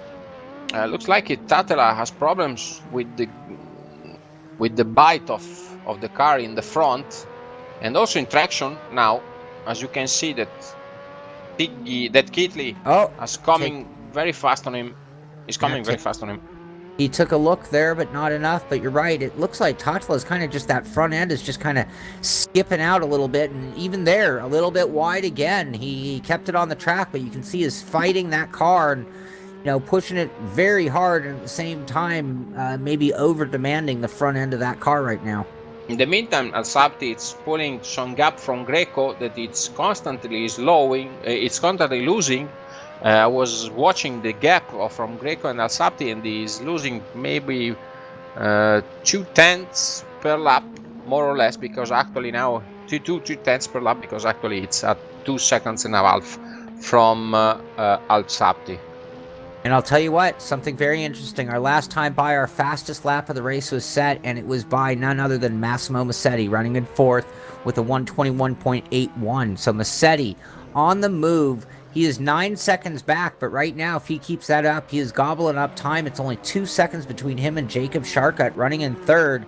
And it's really a pretty close fight still between first and really all the way back to 6. As much as as much as Hani Alsapti has control, he's not really stretching things out. Keatley and Tatala, but Tatala is trying to make a move, Tatala, but it's going long and very wide. Yeah, Keatley kept the inside. I think that was the inevitable. Tatala just seems to be struggling with that car, struggling to keep it on these fast corners, just not getting that high-speed cornering bite that he needs. And Keatley able to really, it seemed pretty easy for him to get inside. And then at that point, with Tatala's handling, the likelihood of him holding onto that corner from the outside was pretty slim to none. He did a good job, actually, of staying on track at all, in my opinion. And Keatley gets by fairly easily. And probably from the looks of Tatala's handling, should have no trouble maintaining that position. It's strange because they are actually on the same tires, but they are both on soft tires, and the mistakes, let's call them in this case because they are absolutely driving to the limit, that Tatala is doing looks like they are the kind of mistakes that comes from a cooked tire set. Because actually, as you can see, it's Tatala is losing from Keatley. The car seems less performing in the corners, but we are still in the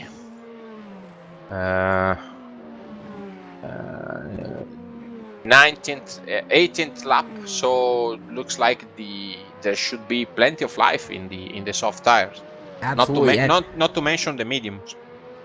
And I want to give credit where credit is due. I talked about Massetti and the lap times he's doing and how he's closing that gap between himself and Jacob Sharkut. But one thing I didn't mention is Kevin Siggy, who is running in 5th place, is virtually matching Massetti's lap times. He's staying in the shadow and in the footsteps of Massetti, and the two of them are actually kind of closing the gap of this entire top 5 right now. So as those two close in on Jacob Sharkut, Alsapti's lead over Greco has grown to about 4 seconds, who's about a 2.5 second lead over Jacob Sharkut, and then only 2 seconds back to Massetti, and about 1 second back to Kevin Siggy. So that plays out our top 5, 9.6 seconds between Alsapti and Kevin Siggy at this point. Yeah, in the meantime, another mistake from Ville. He crashed, and we can see the front wing slightly bent, so probably he will be in for a pit stop. In the meantime, I think that Josh Martin retired because I saw him going out from the server. And so actually the last driver is Spotel. It's in last position. And I think there is... I believe he is already one lap down as well. Yeah, it's 1 lap down. So at this point, it's Hani Al-Sapti leading the way, and his lead seems to be growing as he is running lap times just a little bit quicker than David Greco each lap. So that lead is stretched out to 4.2 to 4.3 seconds. Looking, Yes, I it just got. seems that Greco it's losing at the pace of 3-4 tenths per lap from Al Sapti. Probably he decided to wait, but this is a risky move because actually, if Al Sapti, and we know that Al Sapti it's not the guy that makes mistakes. Probably it's gifting the drivers' championship to any. Looking at the top 5 last time by, though, it was Kevin Siggy with the fastest lap last time by with 121.9. Massetti right in front of him was second fastest. And it was actually Greco of the top 5 who ran the slowest lap on lap 20. I'm sorry, lap 19. So let's see how it goes for the strategy. For the strategies, because actually the drivers with the medium compound that can have a shot to the first position are actually Masetti and Siggy of the first 10 drivers, along with Di Lorenzo. All the other drivers are on soft tires. So if they are splitting the race in two because they are stopping with the softs, it will be in 15 laps time, more or less. Instead, probably the guys that are using the medium tires, they will try to go until the end of the race. Now, Sylvain Villet is still out there. He's got a pretty banged up front wing right now, and he is definitely off the pace, running in 14th place. And the only reason I'm bringing this to your attention, it is Hani Al-Sapti is starting to close the gap on him. And we're going to have a situation where our 14th place driver is getting in the middle of a good battle for second, fifth. Al-Sapti, looking at the map right now, is kind of checked out. And that lead is 5.5 seconds over Greco. Greco only has a 1 second lead over Jacob Sharkut in third. Massetti only a second back of him in fourth. And Kevin Siggy about a 1.5 seconds back of Massetti running in fifth. Yes. Greco is losing, I think, too much ground. Seems that he is having problems, probably, maybe with the tires, because in the last lap, in the last 2 laps, he lost something in the range of 2 seconds, 1.5 seconds from Al-Sapti. They're actually Charco chasing him, and Masetti and Siggy coming faster around Charco. So we're going in car with Jakob Charco, that it's having an actual shot to the second position. As you can see in the braking point, it's arriving very close to Greco and also Masetti. It's there for a kill. Greco very wide.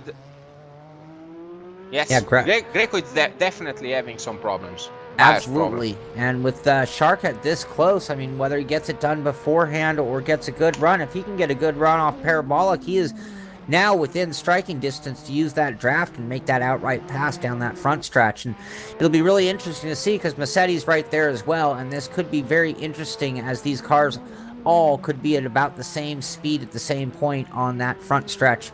Here we are 22 laps into a 71 lap race, and this is kind of one of those critical moments for David Greco. With Al-Sapti running away, that kind of shatters the dreams of a championship, but at this point he actually has to start thinking about maintaining a second place overall finish as well. Yeah, and is the bad news for him? Oh, a little bit wide, Charcot. The bad news for him is that Charcot, it's his direct competitor for the second place. Charcot is taking the slipstream. It's about to make a move, but probably not. It goes too far.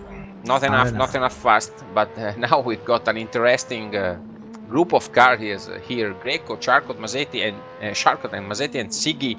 That it's coming all the way. Let's see how Greco will be still in dire straits, trying to pull away, but seems it's not the case. To me, this race of Greco reminds me of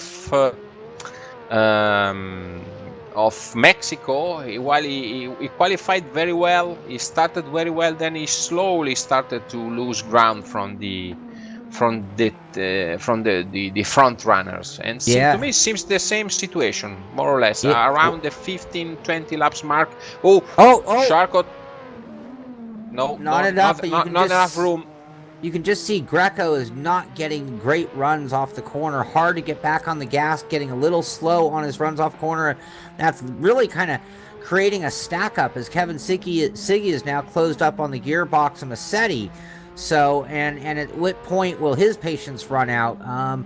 It's sort of like at this point, it's almost like David Greco is holding up third, fourth, and fifth place, but he's doing a great job and still setting great lap times. I mean, you can't fault the guy who's out there running lap times. Siggy and Mazzetti slipstreamed him very fast. Oh, and also wow. he's arriving on Charco. Look at that speed.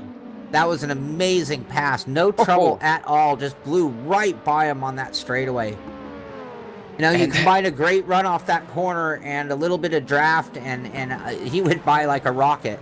Yeah, and I think that the next one will be, if Charco didn't hurry up in trying to pass Greco, I think that Siggy, it's the guy that can try to attack for the second place, because it's actually flying now. Kevin Siggy looks very, very fast right now. Not just with that pass, but look at this. He's looking everywhere as we have another. Oh! They My touch camera it. they touch it. It looks like Sharkut now in second place. Greco has fallen back to fifth. Kevin Siggy now in third. Massetti in fourth. So that was an interesting moment with the front driver having an issue, the second driver not knowing where to go, and a little mayhem. It's lucky we didn't have a big collision there, to be honest with you. Yep. I think Mazzetti taking advantage from this. No, sorry, that Charcot and Siggy took advantage from this, but seeing that Siggy is very fast, look at how much speed he's taking here. He was able to do it last time. Yeah. I don't think he has that same run this time, but that was coming off of all that. But no, too far. I think at this point, Kevin Siggy he's been one of the fastest drivers on track over the last 10 laps. Looks like the fastest lap of the race right now is actually Massimo Massetti with a 121.75, which I believe he did in the last few laps there, if I'm not mistaken.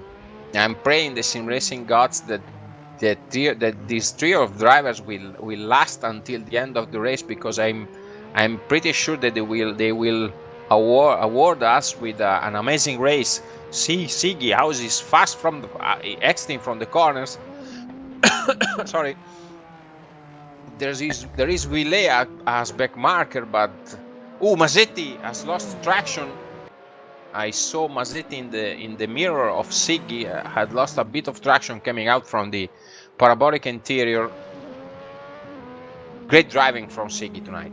Yeah, Kevin Siggy is really looking great right now. His car just seems to be the surest of foot, and you can just see him coming off these corners so strong versus everybody else. And I just wonder what happened to David Greco. His tires just completely went away from him. He was looking so great. And so now all eyes are going to be on Kevin Siggy as he makes a run down this stretch. Will it be enough to make a run on Jacob Sharkut? No, in my opinion, not unless he dives bombing. But no, it's not the case. No, we have to consider the fact that in the Parabolica, those cars are losing a lot of downforce on the front. So you must came out absolutely glued to the back of your opponent car. Here, Sharkut a little bit of a mistake. In the meantime, Mazzetti lost a lot of contact. Probably he's done a mistake because there is a straight of distance from them. Probably Mazzetti has made something like a spin or whatever. I'm not sure. David Greco went into the pits, so David Greco's tires were just completely gone away, and he was forced to turn into the pits on the 26th lap. We're coming up. We didn't even get to the halfway point, so I'm going to expect him to do a compound change with something that's going to get him to the end, I would hope. I'm checking, but Greco is still on soft. So, but no, wait, because I'm the dashboard is still giving me Greco in 7th place. So let's wait for an update of the tires. Let me check. This time Greco, by again. Greco. No, Greco is still on softs. Greco is still on softs. So he's going to have to be a little more gentle and protective of those tires. And last time by, Jacob Sharkut was able to really put a pretty good lap down. And that time, Kevin Siggy really had no chance on that straightaway. But these two have really broken away from Massimo Massetti at this point, even though Massetti actually has run the fastest lap of the race. So it must have been a mistake that we did miss that created that gap. And again, Greco dropping out of 5th place has turned that position over to Jacob Brzezinski, who is now running in 5th place. To me, the Greco issue, as I was telling before, probably it's a bad case of rear tires cooked, coming out fast from the accelerating points of Portugal. But it's surprising that still Charcot and Siggy and Mazzetti are able to, and Assetto of course, are able to pull such a consistent pace on soft tires. 20 laps old. That was the same tires that the Greco was using. Charcot a little bit slower in the Parabolica. Siggy, different paths for them. Siggy was more on the inside, Charcot was more on the outside, but in the end, it didn't help Siggy to reach Charcot. The nice battle anyway. In the meantime, they are telling us that there is a little battle between Di Lorenzo and Tatela. Yes, Di Lorenzo getting the slipstream on Tatela, but Tatela is very fast and Di Lorenzo cannot attack him. Cannot now, but it's really in the corners that we've seen Tatela having some problems today, as he's struggled for front end grip, which would actually kind of explain why he'd not be able to get a run on him on the straightaway. And I think Tatela has gone with the setup that's a little bit more built for speed, and Estoril is demanding just a little bit more of those wings and tires. And you can see Di Lorenzo in these tight corner sections is able to really close up right on Tatela. But, you know, Tatela is one of the best drivers in the world. And, you know, even if he's just a little bit off, he's going to do a great job of keeping it in control and protecting as best as he can. But we saw earlier, as these kind of moments led to just the slightest too much aggression, and next thing you know, Tatela couldn't hang on to the corner exit. He seems to be pretty decent on entry and mid-corner. It's that moment of trying to apply the throttle that he seems to be struggling, which technically should set up something on that final corner. But last time by, Tatela definitely was strong enough to keep Di Lorenzo back. But this is one of the best battles we have on track. Tatela running in 7th, Di Lorenzo running in 8th. Di Lorenzo actually very close, but maybe Tatela is a little bit more fast on the straight. As you can see, he's pulling away. Probably Tatela has less downforce at the rear of the car. While you were looking at the battle between Tatela and Di Lorenzo, I was looking out at the lines of Siggy and Charcot in the Parabolica, because if Siggy want to pace Charcot, the preparation of the overtake will start way before the Parabolica and the straight himself, of course. And they are actually doing pretty different lines. Siggy, I'm asking the race director to stay on Siggy, because this will be evident in the next pass on the Parabolica. Now actually they are on the. That's the final left-hander before the Parabolica. Here it is. There we go. As you can see, Siggy stay a little bit more on this side. No, this time they have done quite the same lines, but in the previous, Siggy getting the slipstream. Very close this time. Looks to the inside. Can he make it stick? We've seen. Oh yes, definitely holds. Can he hold the corner though now? And he does. Kevin Siggy moves up into 2nd place. Great time to be looking at that battle as Kevin Siggy makes a move, and I'm just blown away by Kevin Siggy's drive today. Yes, today it's absolutely consistent, fast. He's not doing mistakes, so excellent driving for him. I was telling about the lines, and it's interesting the fact that I was keeping an eye on him for the last 2 or 3 laps, and they were doing completely different lines. Probably Siggy understood what kind of line was the line that the Charcot was doing was more proficient and more fast, and he probably mimicked the same line of Charcot, took the slipstream, and I don't want to say he easily passed him on the end of the straight, but we are there. Yeah, and a great job, and you can see he's even starting to stretch things out just a little bit over Jacob Sharkut. And last time by, Siggy was a little over a half a second quicker than Al Sapti. So the lead between Al Sapti, who's been leading since we almost forgot about him. He's had such a good lead, and we've been watching such great battles as we are now 31 laps of 71 into this race. Kevin Siggy running in second place is... I'm waiting on a time check. We're looking at about 5.2 seconds back. But again, that time by, he was 0.6 of a second quicker. So that lead between Al Sapti leading the race and Kevin Siggy is getting narrower. And it'll be really interesting to see what goes on with tires. We've seen some guys really struggling with some tires, and other guys seeming to have no problem at all. Nope. Kevin Siggy just seems to be getting quicker and more confident as this race goes on, though. And quicker, it's gaining half a second in the first sector on Al Sapti, and I think that tonight it's an excellent, probably the best for Siggy of the World Championship chance to win the race, because look at the situation now. Greco, it's in 12th position, so literally Greco probably tonight it's maybe it's risking to compromise his chance also for a second or third place. But look at Siggy, look at Al Sapti. There is Greco out of the game, and he is actually champion of the Eurogamer Assetto Corsa Championship quietly easily. And Al Sapti's in the pits. Stopped. Okay, here it goes. Yes, there is Al Sapti in the boxes. So that lets Kevin Siggy into the lead. Kevin Siggy leading, I believe this is the first time he's led a race all season, if I'm not mistaken. Maybe during the pit stops, but tonight, yes, it's definitely his first, let's say, deserved first place. Now, Al Sapti, he came in just a little bit before halfway, which is going to put a little more demand on his tires for the second half of the race.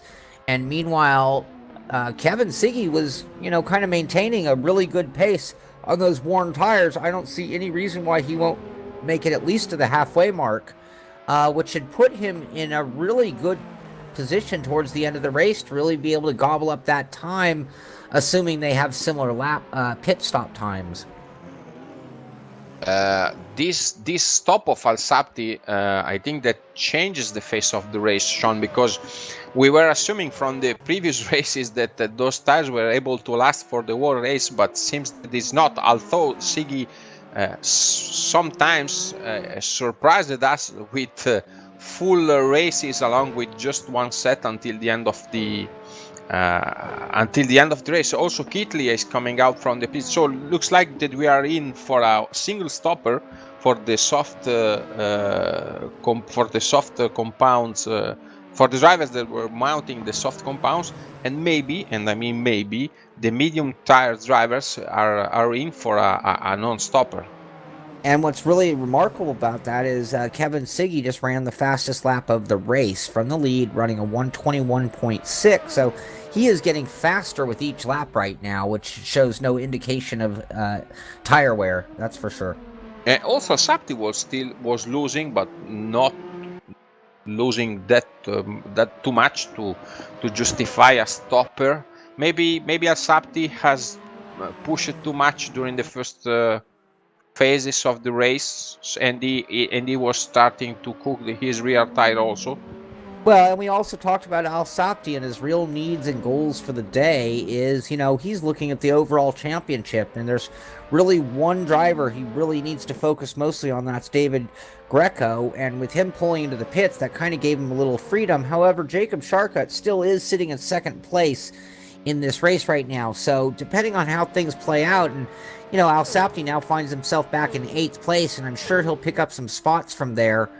But he's certainly changed the entire point structure of what we expected to see today.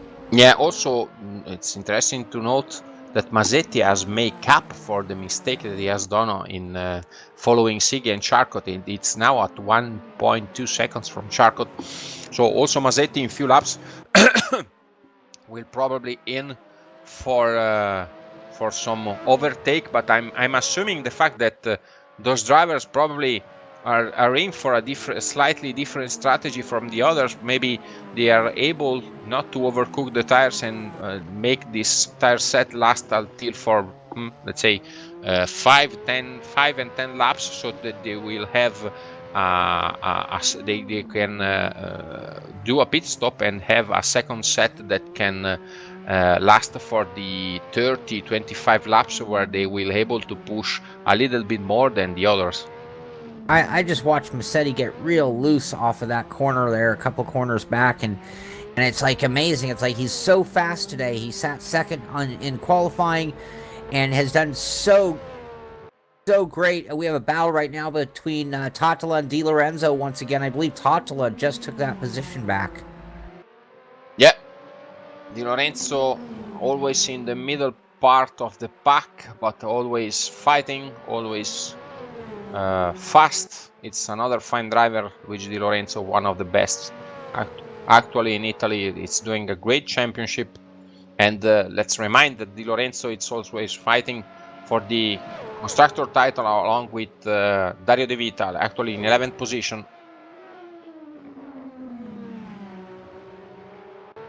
So Kevin Siggy still out in front. Right now, that lead is about 3.4 seconds over Jacob Sharkut in second. Massetti kind of doing a yo-yo thing. One moment he's closed up on Sharkut. Next thing you know, a small mistake and he's fallen a couple seconds back. He's now 5.4 seconds back of the lead. You've got Jacob Brzezinski in fourth and Thomas Totola in fifth. And you got Luigi Di Lorenzo, as we just watched that battle between Totola and Di Lorenzo, running in sixth. Alex Tarantino is in seventh place. Hani Al-Sapti sitting back in 8th place. Amos Larito in 9th, and David Greco in 10th place. We are 35 laps of 71, so halfway through the next time by for Kevin Siggy. We will be at the halfway point of this race. And if he is going to do a pit stop, I would imagine we're going to see it, but looking at his lap times, I don't see any reason why. I can't imagine his tires are going to go from running 121.4s to being worthless tires. So I think Kevin Siggy, I think you might be right. This might be a no pit stop strategy, as his car gets faster as we cross the midway point of the race, and his lead is growing over Jacob Sharkut in second, up to a 4.3 second lead. I'm trying to do a little bit of guessing game for what will happen until the end of the race. So, putting the thing in perspective for the championship, I'm looking. Oh, in the meantime, Di Lorenzo is making a move on Totola. Di Lorenzo on the inside.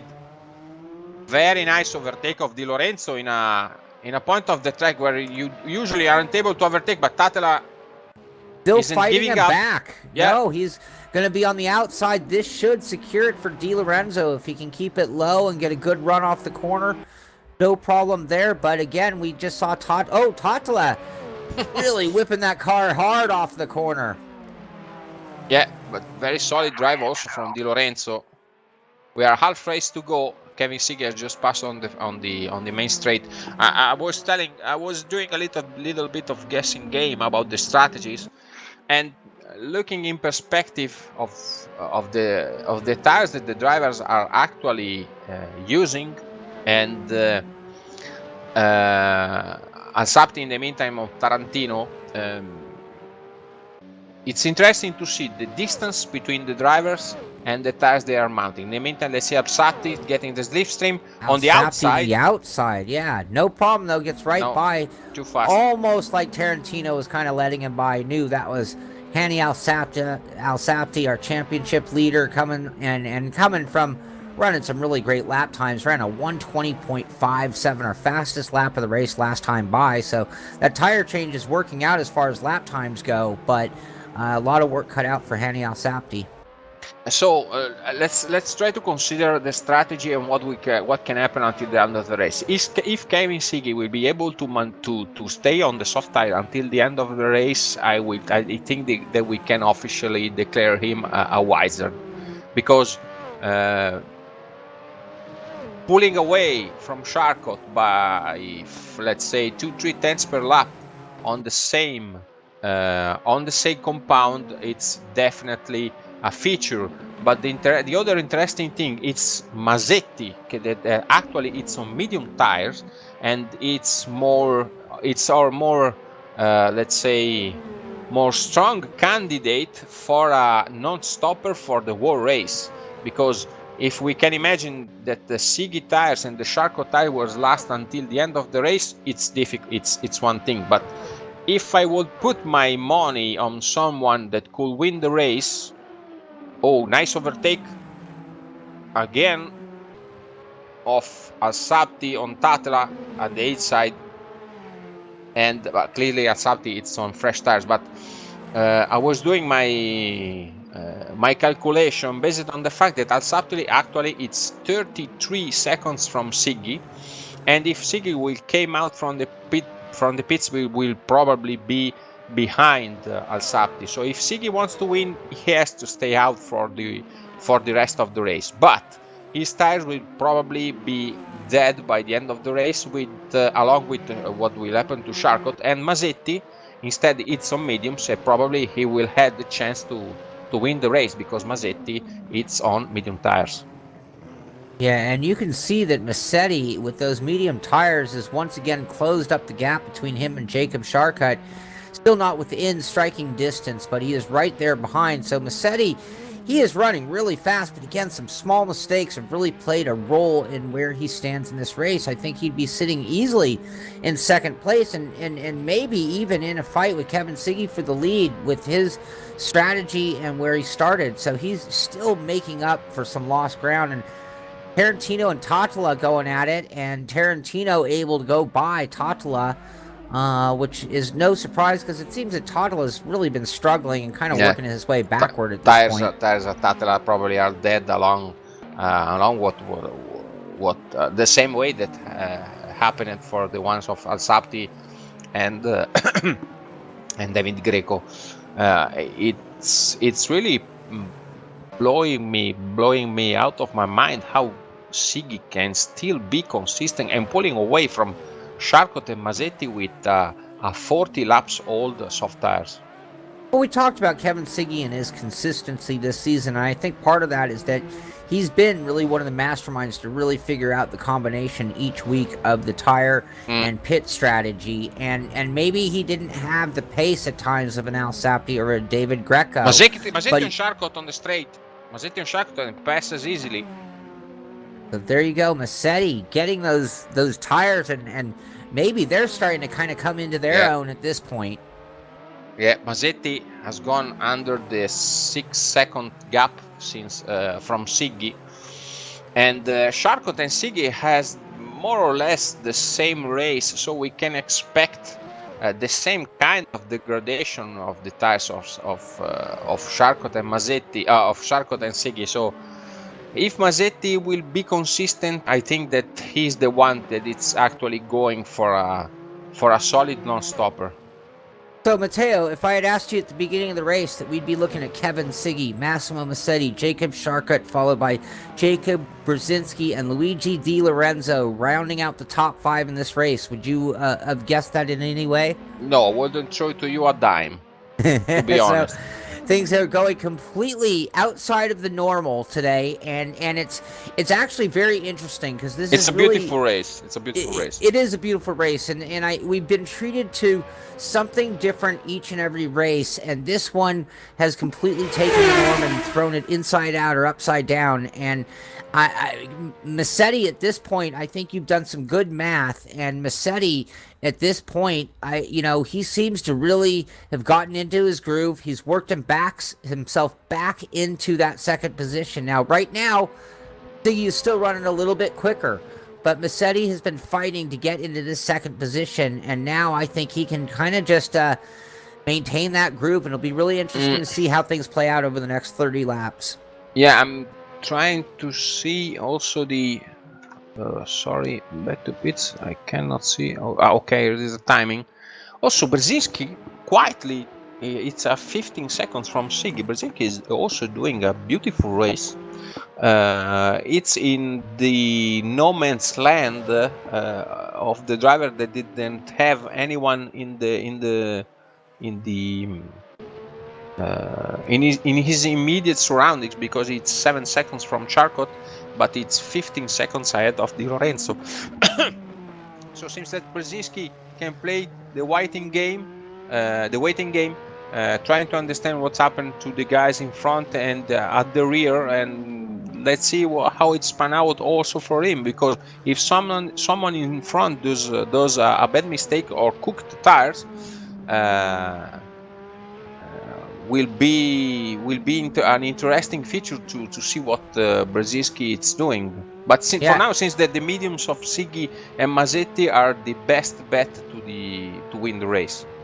When I'm looking at things, and it looks like outside of Al Sapti, who's just running, Al Sapti and Greco are running 120s, which is sort of out of this world. But of the cars that haven't pitted, right now it's Brzezinski, who's actually one of the fastest cars on track, matching the lap times of Kevin Siggy. So that strategy seems to be working out pretty well. I mean, right now Al Sapti has worked himself back into 6th place and is really moving. He's running about a full second quicker than the guys ahead of him, but he does have some work to do. It's only 1 second up to Di Lorenzo up ahead of him, but then, as you mentioned, it's going to be 15 seconds till he sees Jacob Brzezinski.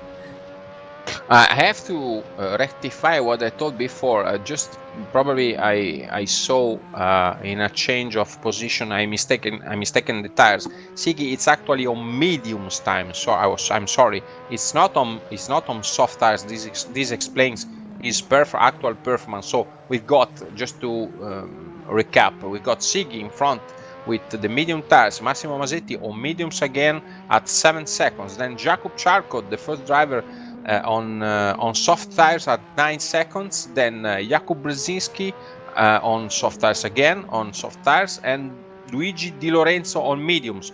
Those drivers didn't have done a single stop. Then we've got Al Sapti in 6th place on the soft tires, Tarantino on mediums, and Tatela on soft. Greco on soft again, he stopped clearly in the 9th position, and Amos Laurito in 10th position on soft, but he didn't stop it at all. So looks like that we are in for a final battle between Siggy and Mazzetti, probably.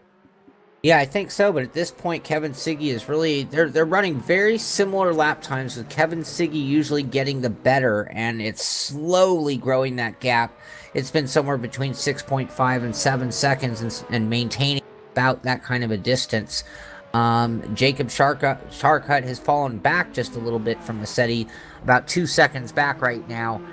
And again, it is really going to be interesting to see if Massetti can start to narrow this gap. And at this point, we still are quite a ways from the finish, just a little bit over halfway, but there is a lot of time. So if he can just start nipping at that gap just a little bit. Last time by, he was very similar lap time. He was slightly faster than Siggy, but not enough to really...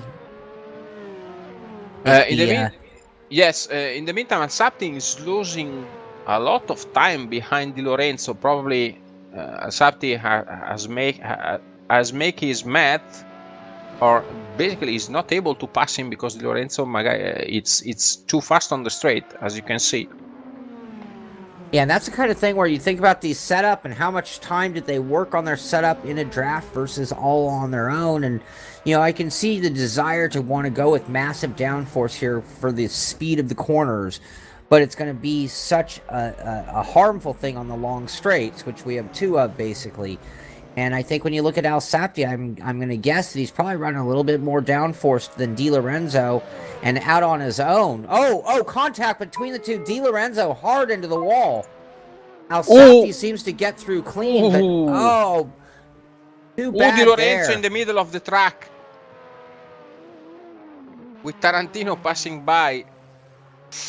Real shame for Di Lorenzo, is having a great day. Al Sapti inherits the 5th place position there after that contact, and you know, they're racing, they're side by side. I can't really point a finger at either driver, but it definitely unfortunate contact for the both of them. And Al Sapti seems to be okay. I don't see any damage to that car. Nope. But Di Lorenzo ends up losing another position to Tarantino, and his wing is a mess. He was hard into the wall, and that's going to completely change everything for Di Lorenzo. I'm sure he'll come into the pits, and whether they can even make that car pretty or not, I doubt. Pretty much takes him out of contention. Just imagine the shivers that should have gone down by the spine of Alsapti, because seeing Alsapti into the wall now, just imagine what kind of final race we will have we will have seen in Adelaide in 20 days. Oh, and it was just one of those things. It's like 50-50 contact like that. Either car could have been the one sent into the wall, but very lucky for Hani Alsapti that he was not the one resulting in the wall, but real unfortunate. And, you know, that's one of those things about open-wheeled racing. You touch wheels and cars do go flying. Yep. And I think also I'm asking the race streaming director to start to running some maths, trying to understand what will be the final driver standings result for the end of the championship, because I think that Alsapti is not champion, not mathematically, because it's not still Greco is still in ninth position, but the advantage that Alsapti has on him, it's basically neutralized by the fact that Charcot is running third and Brzezinski fourth. I'm looking at David Greco, and something must have gone on for him, because it looks like that right front side of his wing. He's on the gearbox of Tatala, making a move for 8th position, but with that wing, I don't know if he's going to have the straight line speed. So Greco at some point ran into something. He has got some damage on the car that we didn't see, as he runs in 9th place, and this is pretty much going to guarantee, or final. Even having trouble keeping on the track there, but this is pretty much going to prevent any chance of him having a shot at the championship, because I don't think, I mean, he might be able to get by Tatala, you see him giving a fit, but I don't think he's going to be able to move up a whole lot of positions with that damage. In the meantime, Laurito is pitting, and I'm assuming that he will come out from the boxes with a soft set of tires. Yes, still in the boxes, Laurito. Now, when I look up ahead of Tatala, it's Di Lorenzo who actually has some wing damage as well. So, if Greco can get by, at least he'll be on even footing with Di Lorenzo, and he could possibly pick up that 7th position as well. But right now, he's having a hard time getting by Thomas Tatala. In the meantime, yes, go ahead, Sean. Oh, I was just going to say, with that said, you know, Alsapti is up to 5th position. So when we look at the overall championship positions and try to just do quick math in our head, Alsapti certainly maintaining that position over David Greco. Yes, but the problem is, for him, it's Charcot that is in 3rd position, that will prevent him to getting to having more than 50 points.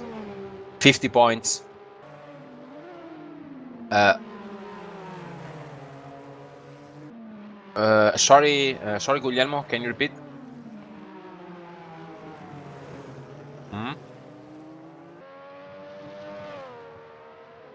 Oh, okay. Just my mistake. We got confirmation from Guglielmo, it's the race stream director, that it's actually Siggy that it's maintaining the championship alive, because he is about to gain 20 points on Alsapti if Siggy will win clearly, and Alsapti will arrive in 5th position. So it's actually Siggy and Charcot it's following closely, but it's Siggy that it's keeping the championship alive. We talked about Alsapti, saw him in that incidental contact a little ways back. I don't think it hurt his car any bit, because last time by he ran a 120.39, so he is still running great lap times. We talked about when he got that 5th position that it would actually still leave him 15 seconds back of Jacob Brzezinski.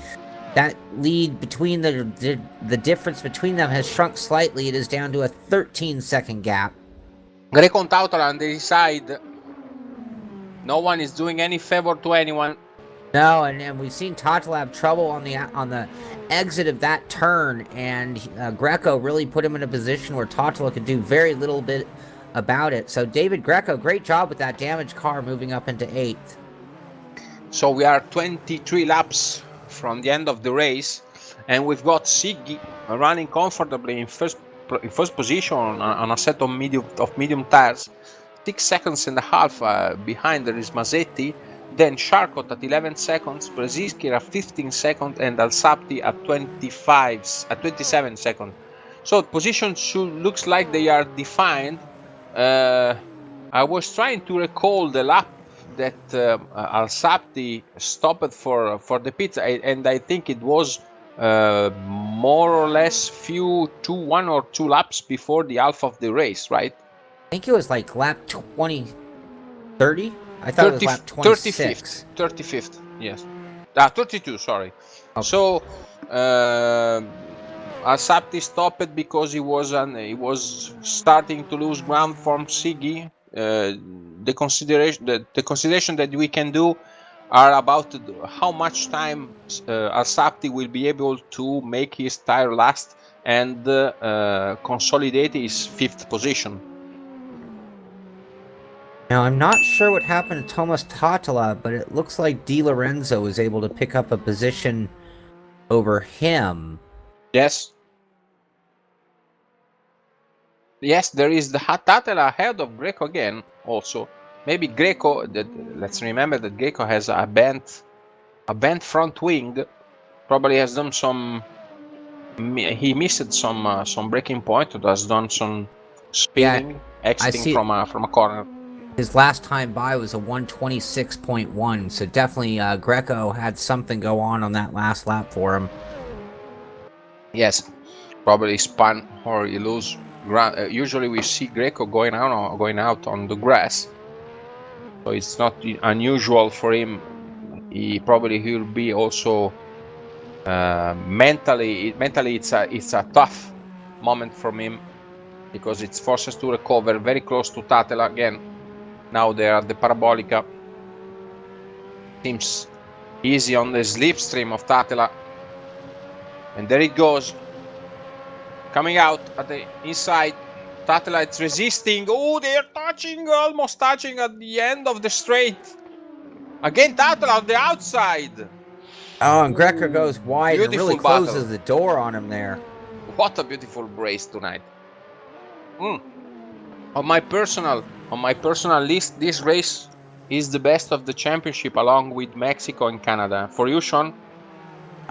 This today has been very exciting because we've seen so much of the unexpected, and when my predictions for this race were completely opposite of the way things have turned out. So to me, when the announcers are wrong, when the predictions are wrong, that usually means exciting stuff is happening on track. Yes, it's true. Absolutely. At this point, were keeping an eye on that difference between Kevin Siggy and Massimo Massetti in second, and the lead has slightly grown to about 7.5 seconds, so about a full second more than we checked in a while ago. So we were thinking maybe Massetti would be able to chip down that lead a little bit.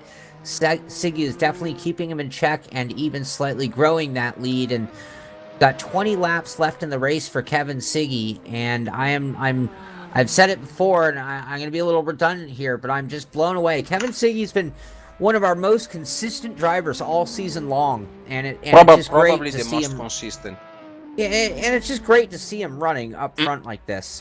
Yes, if he wins, it's a well-deserved win. Absolutely. It's a little bit of a pity that he wasn't able to came in the highest positions of the championship, because probably. It would have been a really serious contender for the title. Probably still missing something at skill level, at let's say pure qualified speed that keeps him from being in the same league of Greco, Charcot, and Tatela, let's say, and Alsapti, of course. But on a consistency level, on a tactical level, and I think also on a capacity to put up, to prepare a setup able to last the whole race without compromising the speed, probably Siggy is one of the most drivers here around.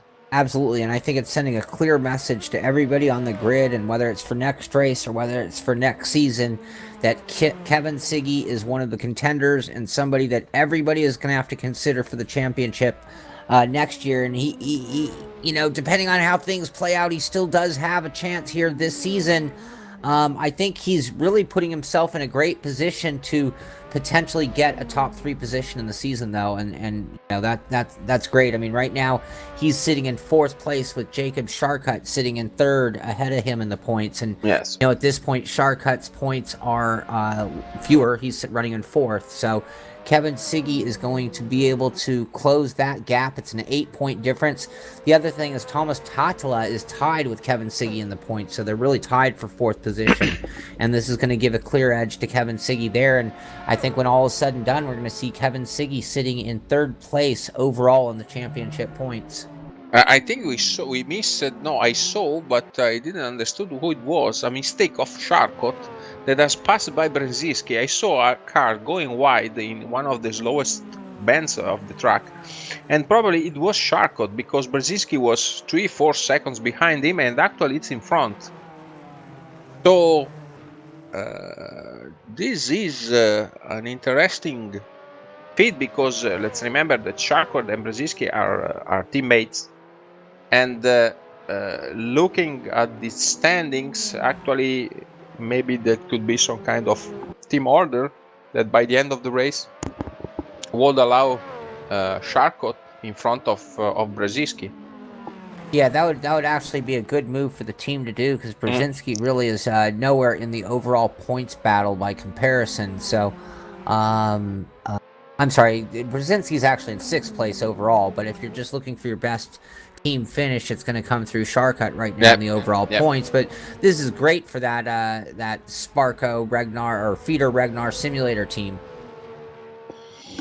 Still unchanged the difference, the gap between Mazzetti and Siggy, but seems that definitely they got the right strategy for tonight. So kudos to them for getting an excellent setup, in my opinion, because seeing Greco and Greco more clearly Greco, because after 15 laps he was starting to lose ground from Al Sabti, but also Al Sabti to be forced to stop and still be at 20 seconds from the front runners. It's a feature in himself. Yeah, what's even more interesting about that is that giant gap between him and Sharkut with that, well, it was actually between him and Brzezinski. But with that incident from Sharkut, we are now 4 seconds between Al Sabti and Sharkut. And if you look at the leaderboard right now, Al Sabti's just 4 seconds back of Sharkut, who's just 1 second back of Brzezinski. And it just seems like in a blink of an eye, we can see Hani Al Sabti back into 3rd place in this race, which I would never have imagined been able to happen without everybody else needing a pit stop. Granted, if everybody had gone in the pits, he would have rotated forward. But this drive back into 5th and maybe even 4th and possibly even 3rd place is just a remarkable run by Hani Al Sabti. So let's remember the fact that Sharko and Brzezinski are on old soft tires, while Al Sabti it's on a relatively new set. So I think it's time for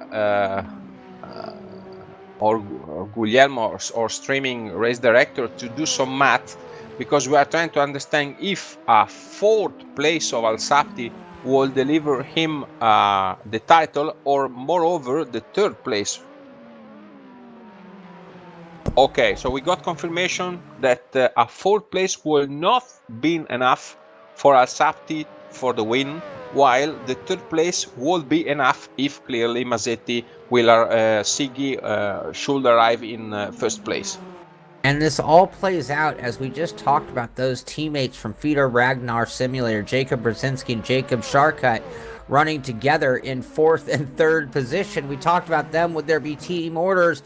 All of a sudden, maybe the team orders is, how are we going to deal with Hani Al Sabti? Big crash of Correa Alves. I saw Correa Alves crashed in some part of the track, and I think that probably he automatically teleported in the pits, because I saw the car flying.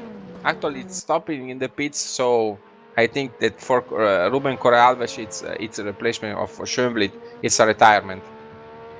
That's a real shame for him. Yes, I think it's being kicked from the race because of this crash, and it was actually midway in the pit lane with the car in a strange position. And that does happen sometimes. So right now, as we keep our eyes on this championship, Hani Al-Sapti needing to pick up 2 positions in order To to win. put a seal on this championship and really remove all the pressure.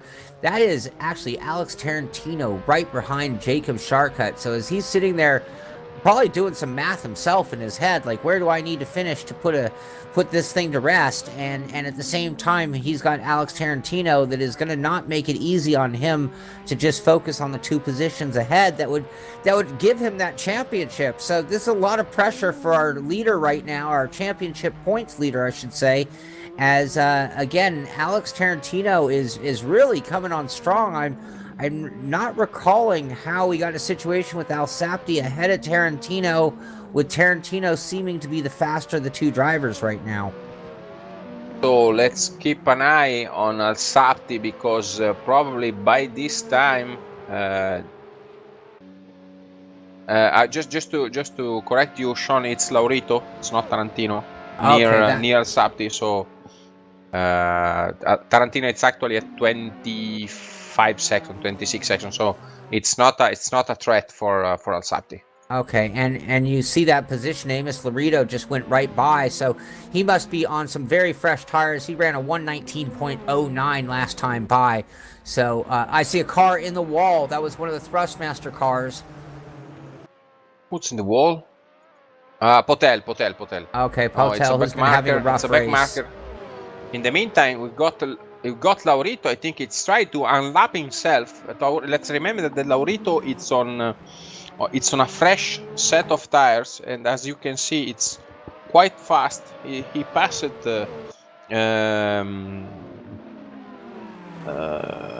Sharkot, and now it's going on for Brzezinski. He's literally running some qualifying times right now, and you can see how easily he is just driving by the guys who are running in the top 5 in our race right here. But again, most of these guys have been on these tires for 58 laps, and I don't know which late lap Amos Laredo went in, but you can see the big difference between having fresh rubber and used rubber, and he'll have no trouble at all getting by Brzezinski here. Blows right by him on the front stretch, was probably just as good as anything since he's not in contention for this race, and that puts the focus back on the battle between Brzezinski, Sharkut, Al-Sapti.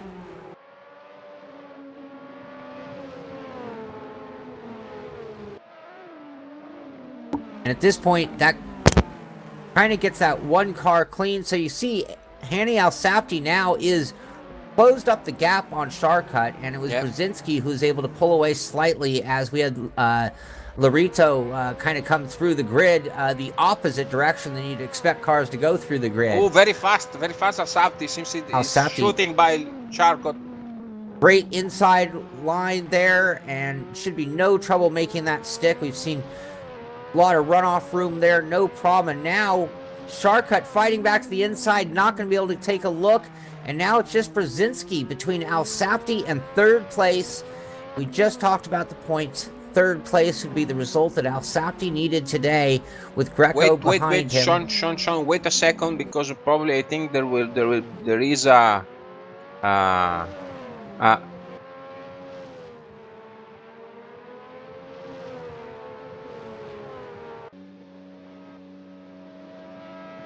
no, wait.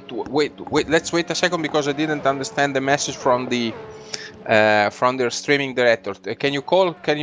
Came in, Guglielmo?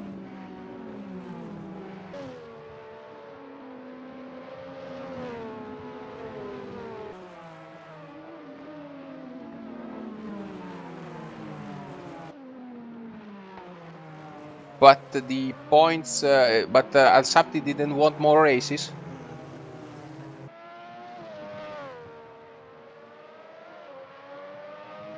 We are checking in on those champion points for those of you out there trying to do some quick math in our heads. We are trying to do some quick math, but to sum up, I've just been told that the 3rd place will not be enough for Al-Sapti to 50 points, correct? Okay.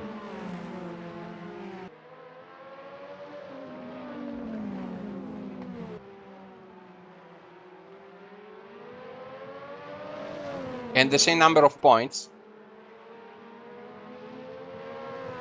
Okay, but looking at the final stand and the final positions.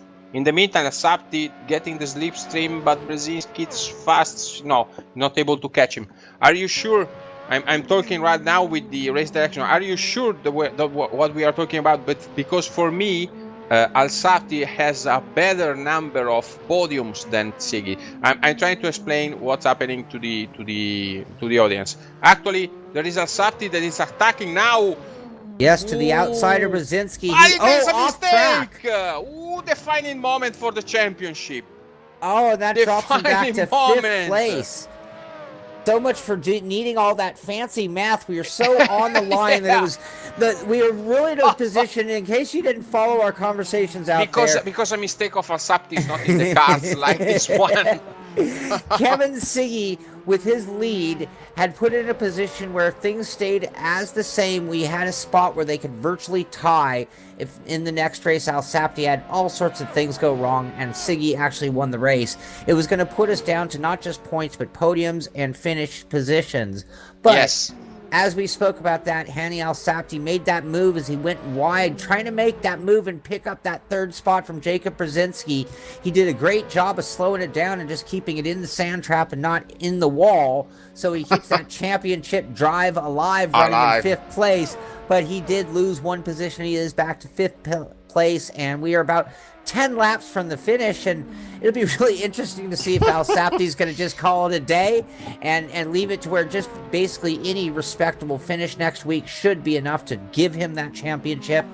I don't think so, because Al Sapti is on fresher tires. Let's remember the fact that Charcot and Brzezinski are on an old set of soft tires, while Al Sapti tires are 25 laps old. Yes, 25 laps. So in my opinion, Al Sapti did not give up because just 4 seconds are separating him from the Federania simulation team duo. But let's get back to the math I was doing before. The streaming race director was telling me that if Al Sapti would have arrived 3rd and still had the chance to do it, because it's very fast as we can see, he would not be enough for him to win the championship, because the difference between him and Siggy winning the race will be 50 exact points of difference. So if at the race of Adelaide Siggy would win and Al Sapti would score no points, they will be even in the standings. Okay, so this means that by the calculation that they have run, actually Al Sapti would not be able to win the championship if he at Adelaide would score points and Siggy would win. The champion would be Siggy. But I was a little bit baffled by this assumption, because to my I'm not sure of this, but to my calculation, Al Sapti, in that case, with the same number of wins, 2 for Siggy and 2 for Al Sapti, we are looking to the number of podiums that the driver has to the results. So it's a little bit complicated. So I'm asking the streaming director to ask for assistance in doing this particular math, because in that case the championship could be still open, but we are not sure of that. Still not sure of that. So we must look at the 2nd places, 3rd places, and 4th places of Siggy and Al Sapti. And again, for those of you trying to follow along with our math, we are talking about we are talking about him sealing the deal here today. That still leaves next week at race, which is why it's hard, and this math is still kind of going on and changing by positions, because it's still trying to just account for any scenarios that could occur next week. It doesn't mean that with a 5th place position that Hani Al Sapti wouldn't still be clearly in control of this series. So let me check. I'm going a quick trip to the Sim Racing Zone score system, okay, and I'm looking for the championship page just to help you. Here it is, results. Let me check at the results of the race of the championship.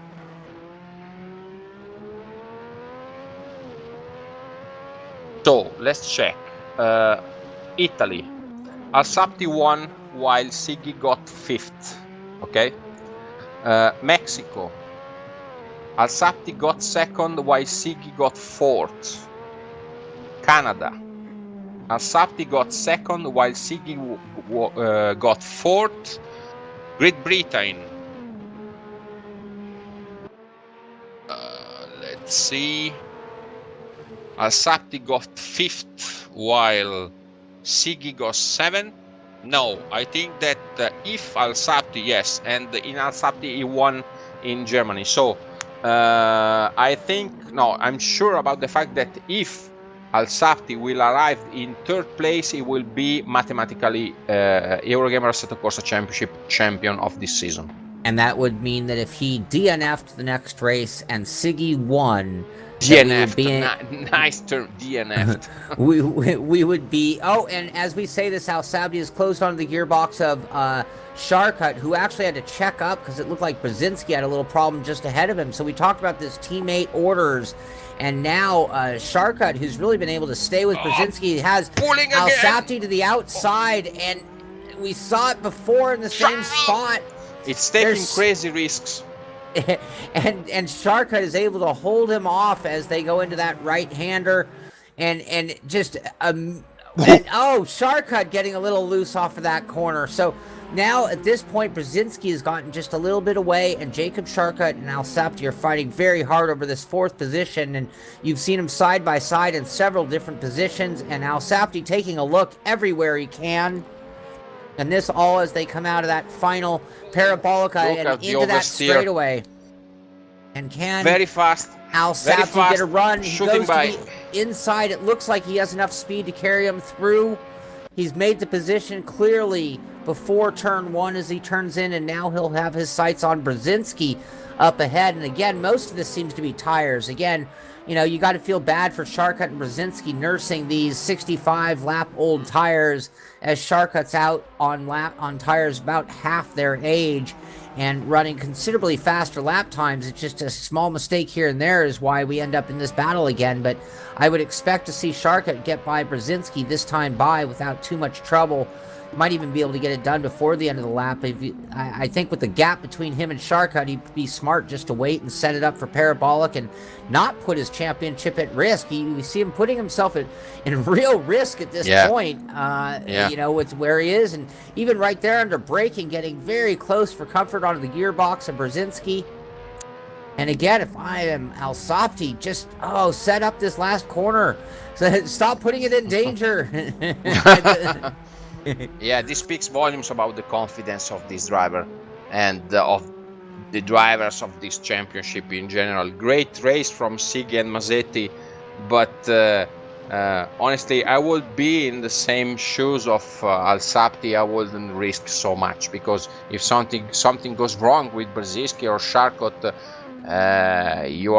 there are a bunch of drivers that can clearly came in shooting distance from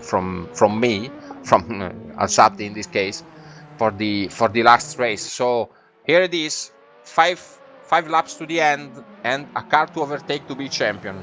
Well, we saw earlier when he was side by side with Di Lorenzo, and Di Lorenzo with that contact went hard into the wall. If that had been Alsapti, all the math we were doing would have been completely changed, because he'd be looking at a 10th or back position today. Now he's sitting here in contention for 3rd. Again, you want that 3rd spot. I wonder how much math he's done. Does he know that 3rd place? He knows. He can't possibly have done the math like we did. It took us 15 minutes. But he's in TeamSpeak, and probably there are some guys that telling him what's going on. But I think that we will summon him in the commentary booth, and even if we will not arrive in the first 3 positions, we will ask him anyway if he has done the math while he was doing 250 miles per hour. And there it is. Very fast Brzezinski, but takes the slipstream. He lost it! Oh my God! It on the straight! Oh my God! What he has done! I did not see any contact there. This is exactly the scenario we did He not want to destroyed the see car.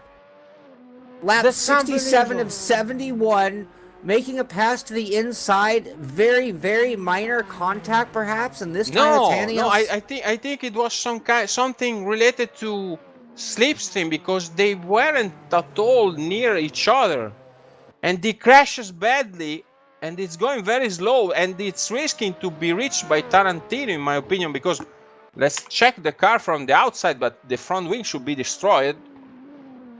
Yes, the front wing it's bent badly. What? What has happened? What we I just am saw?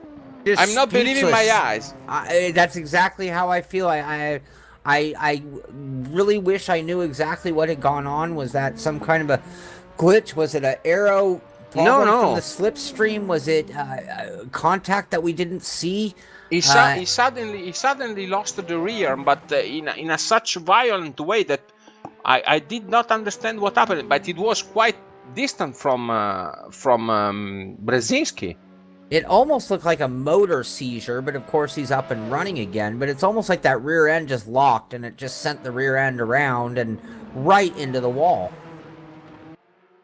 Incredible. He lost Wow. 10 seconds, but Yeah. seems that even if he has the car badly damaged, Tarantino it's out of Tarantino and Greco, because there is Greco chasing Tarantino. They are at 25 seconds more or less. No, 20 seconds, sorry.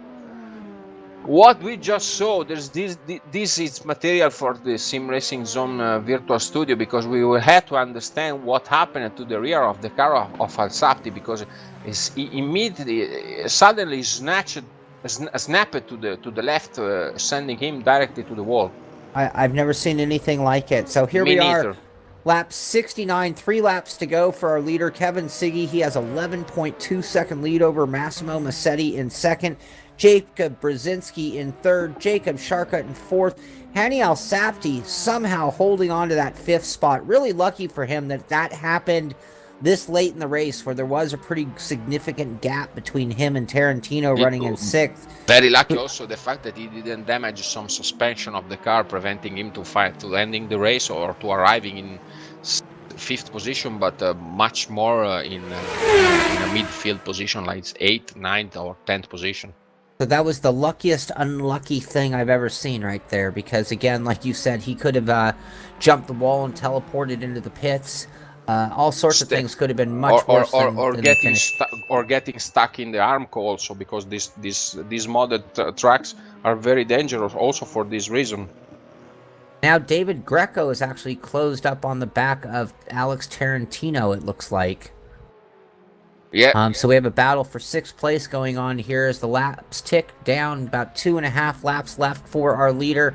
And Greco's done a great job of nursing, and I say nursing, this obviously injured car around. And, you know, one of the fastest drivers in our series, and he's had a really rough day. You know, started out on the pole, but from then it's really been rough. Once those tires went away and he had to come into the pits, it just never really was the same for him.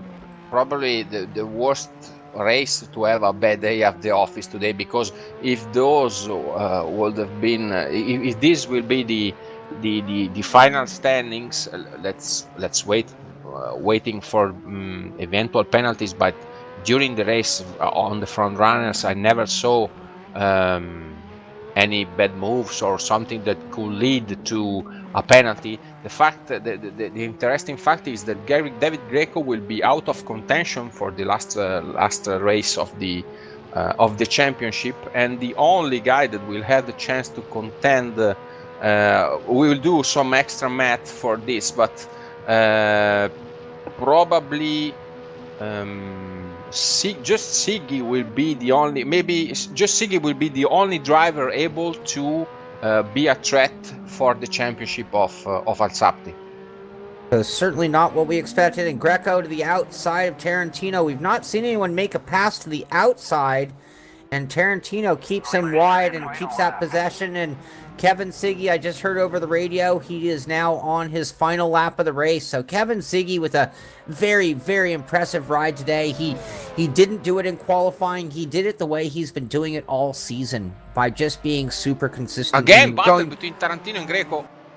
through those points you were talking about, Side his by side. finishes, and always top 5 finishes. But today, Kevin Siggy is looking for the win and for his first trophy, first win of the season. And I'm blown away by a great ride and a very, very impressive drive. I mean, it was pit stops that put him to the lead. It was strategy that put him, or lack of pit stops. It was the strategy that put him to the lead.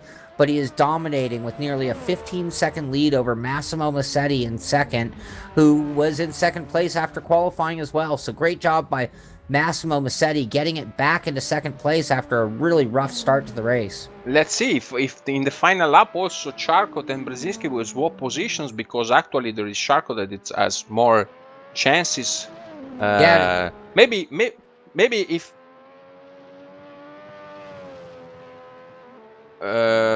okay, Siggy's winning in the meantime, so congrats. Coming to the line. Kevin Siggy wins our race at Estoril, Portugal.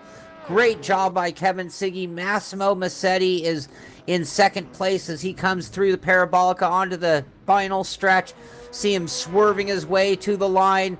Very happy with his finish, it looks like, as he finishes in second. And now we'll need to keep an eye on Brzezinski and Starka coming to line. No, there's not one swapping position, and this is actually putting Charcot out of the reach for the title. Very interesting. Obviously, no team orders over there at Fedor Ragnar Simulator.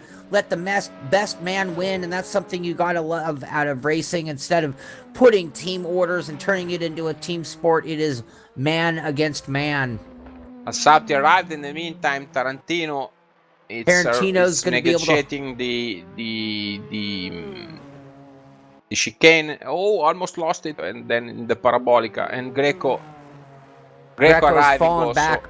Obviously, probably tried to make another run at Tarantino and ended up in a position to drop back just a little bit. So Tarantino comes in at 6th, Greco in 7th, and that puts Luigi Di Lorenzo in 8th place, still out on track, coming to the line. There he is in 8th. Amos Larito, I see him stopped on track. Yep, maybe, but it was lapped, so probably he has already finished. Tatela lost himself. He's in 10th position, so he started quite fast, Tatela, but lost a lot of ground because he ended 2 minutes fly of Siggy. So what a race, Sean! What a final! If someone would have told me that by tonight the only guy that was keeping the championship alive would have been Siggy, I wouldn't have believed him. No, and the Vegas odds makers made a fortune today on the betting for today's race, if you had such a thing, because again, none of the odds makers would have ever picked Siggy, Massimo Massetti, Brzezinski for our top 3 podium finishers. All great drivers, not to take anything away from any of those, but when we've seen a season that has been really heavily dominated by Henial Sapti and David Greco, it's great to see some other names up front, and again, great to see Kevin Siggy, who's had such a great year, and at times I think he doesn't even get the TV attention that he deserves because of the phenomenal year that he's had, but he's just never been in that position where the cameras are on him. But today, and even today, checking out for a 15-second lead, we ended up not talking about it as much as we could because we had such great racing going on today. Yes, great race also from Massimo Massetti, another underdog, but I'm using the underdog word in the sense of the fact that Massimo is clearly not an underdog. It's one of the best Italian drivers, and tonight he showed up again that kind of skill. Great race also from Jakub Brzezinski, but it puzzles me about the decision of the I think it's Adam Mokarski, the team leader of the Fedor Ragnar, not to ask for a swap position, because this compromised the chance of Charcot to win the championship. But okay, it's fine, the fact that no team orders, so the best will win, but that way the Fedor Ragnar put himself out of contention for the title, and at a track like Adelaide, you never know what could happen. So what a race! But I'm still puzzling myself what happened to Alsapti for that spin at full speed on the straight. But I think that in few minutes we will have the chance to ask him what happened actually during the race, even if he didn't make it for the first 3 spots. Yeah, I definitely also am wondering what happened there, because again, I've never seen anything quite like that in real life or in sim racing. Yep. So back for the last commercial slot. I think that in the meantime we will run some numbers to have the provisional driver standings, and then we will be in for the final interviews and to give our final meeting for the last race of the championship in Adelaide in 3 weeks.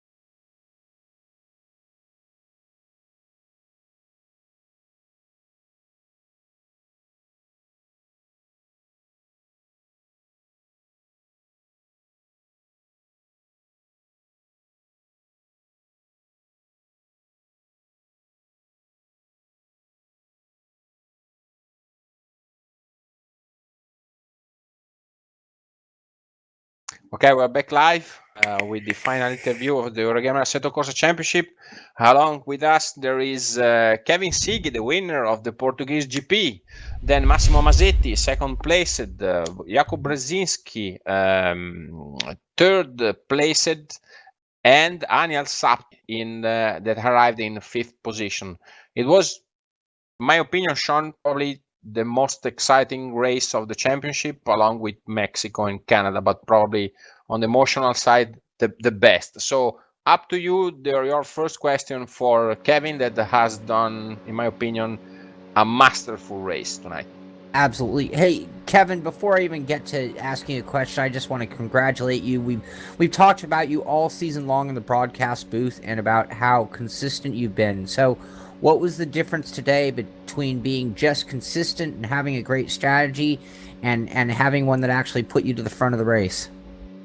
It was probably like the setup work that I did today. It was very different into like when it was like 3 days ago. I had a little bit different wings put up, and I actually wasn't sure about the strategy in doing either 0 stops or 1 stops with softs.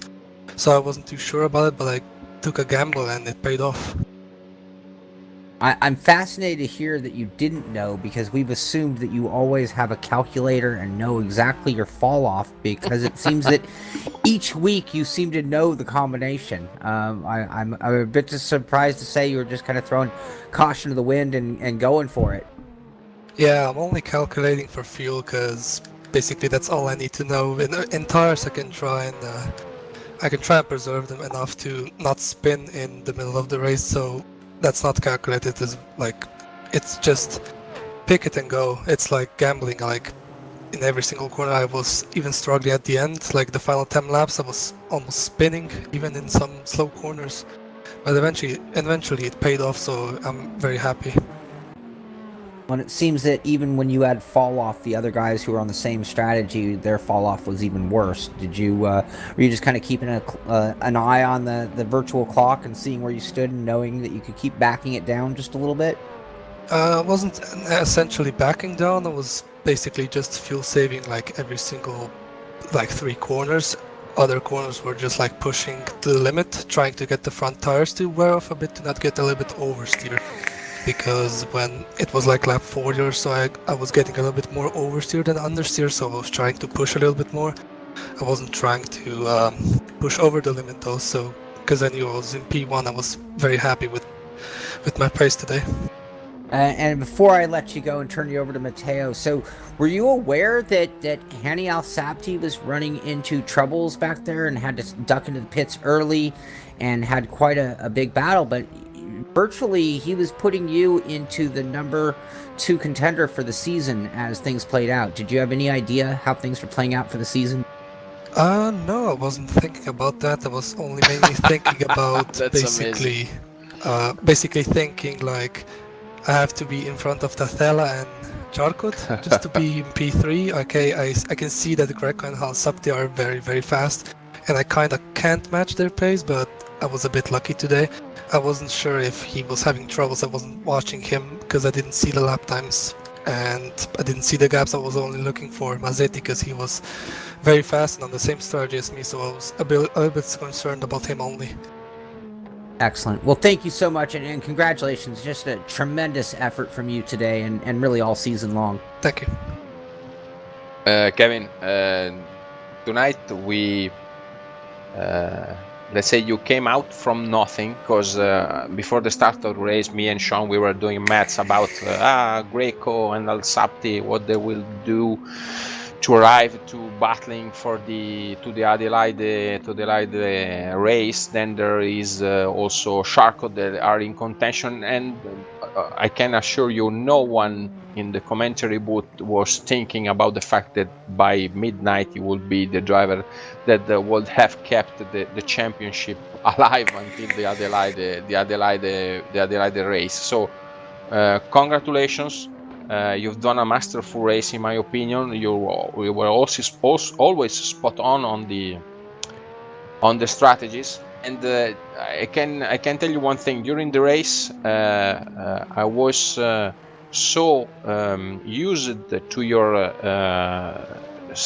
skills and strategies in keeping the soft tires working until the end, that my eyes deceived me and I told during the live that you were running on soft while you were instead running on mediums. So I think that this speaks volumes about your let's say your ability to being considered a strategist and a gentle driver on the soft tires. This, in your opinion, this is skill, or this is driving skill? I mean, this is something that comes from your ability to came up probably with the best setup to make the tires last. Yep, probably is. Which one of the two, the driving skill or the setup skill? Let's say more or less setup. I'm not sure about my skills enough, and I wasn't too sure about how I would finish the race if I was to spin or not, or be even slower than Hani, which was probably on a good pace with soft tires, but it paid off. I mean, the setup was very good today, unlike the previous races, which was pretty bad and very oversteering. Like some cases. It was bad in the previous race. Oh yeah, like maybe Silverstone. You're was welcome. Very bad. Okay, you're welcome if it was bad in the previous race. Congratulations, Kevin. So now, thank you. It's very difficult, but you are the only driver that mathematically can contend the title to Hani. So what's your expectation for Adelaide? It's very hard to judge. I mean, anything can happen. He can DNF and I can win again. And I mean, I don't know if this will happen, but I don't know. Maybe I can live with P2, P3. It doesn't matter. I'm very happy that I'm where I'm at this time. I mean, looking at the start of the season, I was very slow. Like let's say a second or so slower than Hani and other guys. Sometimes even 2 seconds, which I was pretty sad about. And now, to be honest, I can live with P2. I'm very happy where I'm at, like with the pace that I have. So welcome in joining the club of the winners of our championship, along with Hani, David, and us. Congratulations again. Great race. Thank you. So we're now to the second placed driver, Massimo Mazzetti from the Fast and Aged. Massimo, a little bit of unlucky during the season. We were talking together yesterday, and we agreed in the fact that the Canada race defined probably his championship. But tonight he was on the same strategy of Kevin. He was consistent, he was fast, and he arrived at deserved second place. So congratulations, Massimo. What do you think of your race tonight? Beh, dunque, allora, un po' di sfortuna durante la stagione per te, Massimo. Si stava parlando ieri che il Gran Premio del Canada ha probabilmente deciso il tuo campionato, però oggi eri a livello di Kevin, consistente, veloce. E cosa pensi della tua gara? Che diciamo che meglio di così non potevamo fare. Kevin andava veramente troppo forte per me. La strategia l'abbiamo azzeccata. A parte la prima sbavatura del primo giro, che non so perché, ma io nel primo giro non riesco a essere veloce come tutti gli altri che sono anche dietro di me, sono molto aggressivi, io non riesco a essere così aggressivo nel primo giro. Dopo, diciamo, durante la gara sono riuscito a prendere il ritmo e pensavo di riuscire a stare più vicino a Kevin, invece anche dopo aver superato il secondo ce l'avevo a 6 secondi, ma piano piano aveva qualche decimo in più di me, e così mi sono accontentato e ho cercato di portare a casa la gara. Traduco io? Come vuoi. Simone? Ok. Massimo saying that basically he got on the same setup, on the same efficient setup of Kevin. So he didn't explain himself why he is always so slow in the first lap out of the blocks, but Nonetheless, he's been able to be inconsistent on the medium tires, and he came up with a solid race. Also, an extremely good setup for him. Anyway, Kevin tonight was too fast in his opinion. He and the team has done everything almost perfect, everything perfect to get to extract the maximum result from tonight race, and so in the end it's satisfied. Sean, a question for you. I know today he qualified second place. He finished second, but right off the bat, he did have that incident on, I believe it was lap 1, that I think dropped him back to 5th place. Yep. What was it? What happened there, and how hard was it to pull back up into second? Cos'è successo al primo giro che eri partito secondo e poi eri finito quinto? Riesci a spiegarcelo? Sì, sono arrivato lungo alla prima curva a sinistra e ho messo 2 ruote sull'erba e mi hanno sfilato in 4-5. Poi anche il rettilineo io bisognerebbe usare di più, diciamo, la pressione del turbo, ma come ho detto prima non riesco a essere aggressivo dal primo giro e quindi mi hanno sfilato, no, mi sono ritrovato sesto, settimo. Dopo piano piano, insomma. So Max, he got wide in the first left corner. He got a couple tires on the grass, and a few drivers managed to overtake him.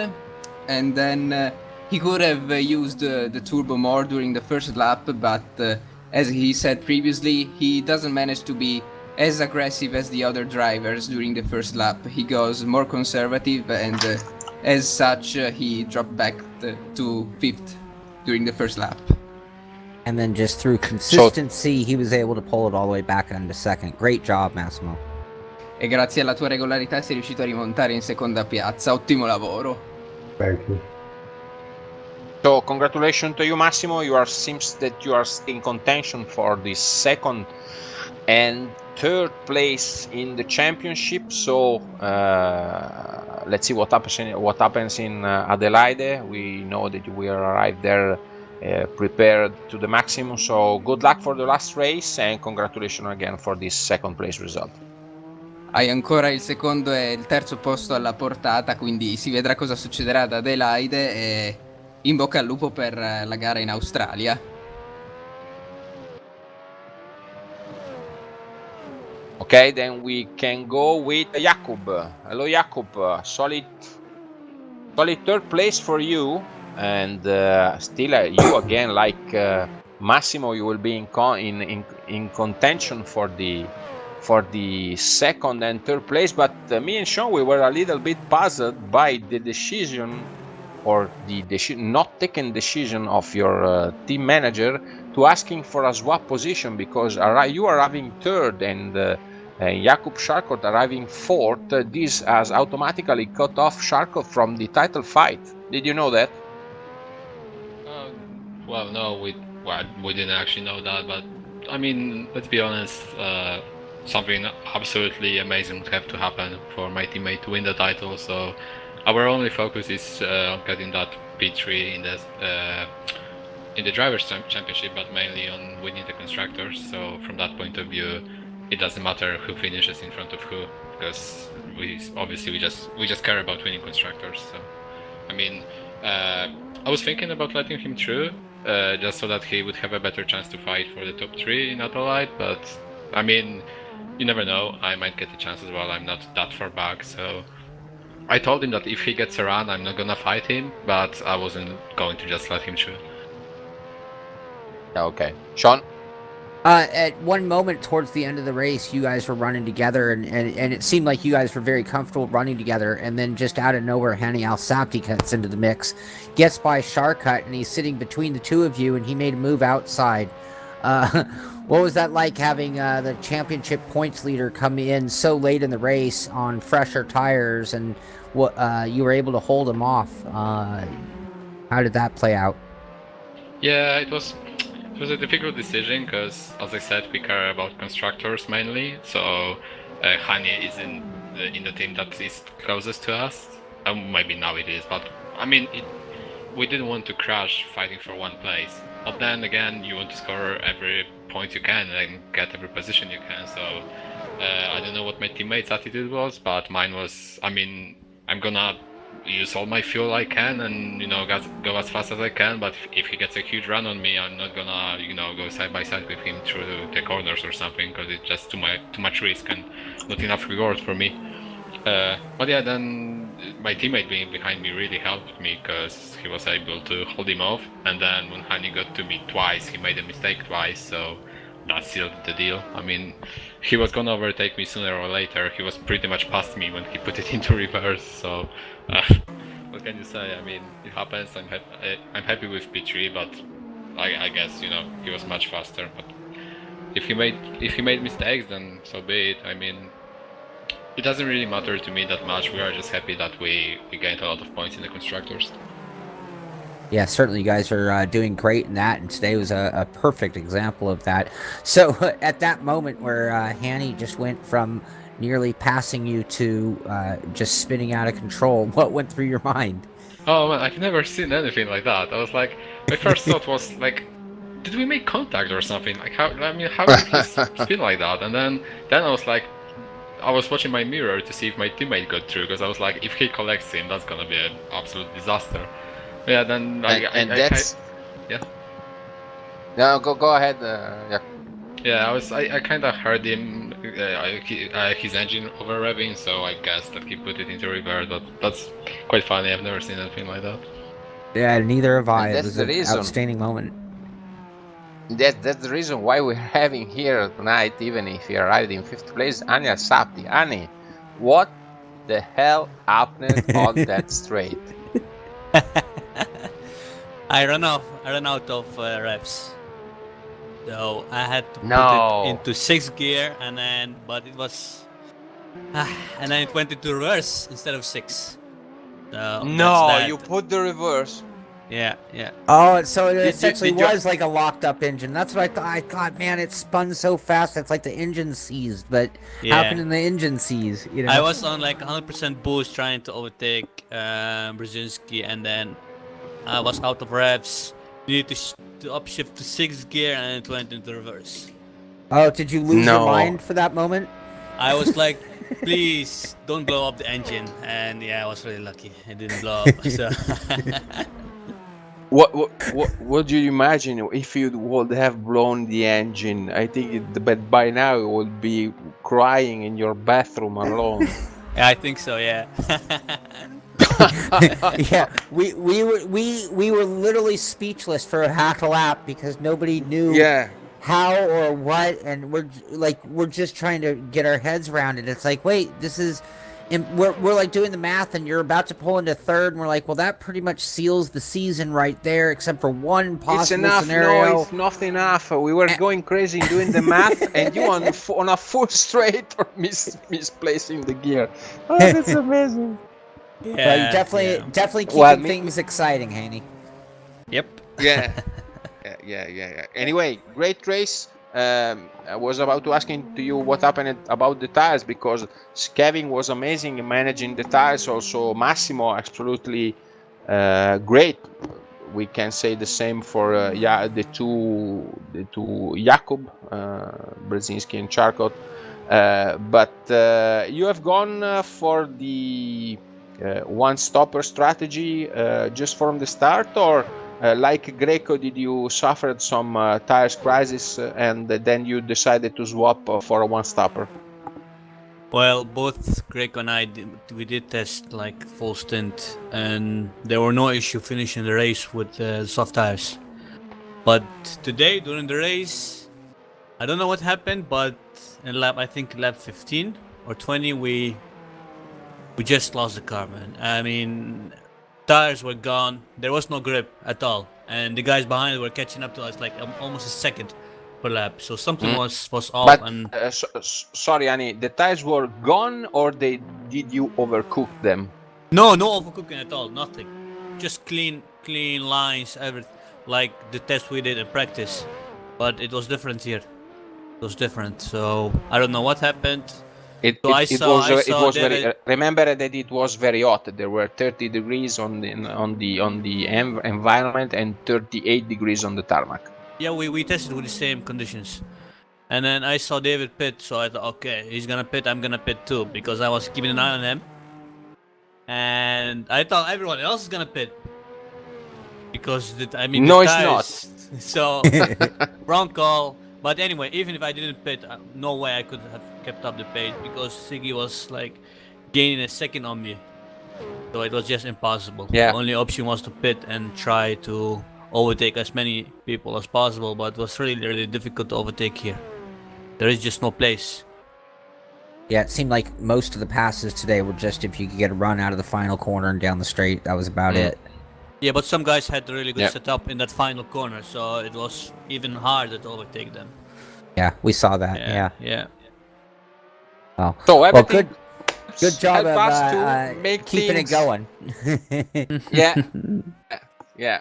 Your his adventure today helped us to arrive to Adelaide last race with the championship still hanging. Well, hanging. It's a daring word because you've got, by your calculation, you're actually at 244 points, and Kevin it's at 200 points, square points. So 44 points of difference, and basically it will be a question of you having a bad day or not at the office. So we are hoping for you for the best, of course.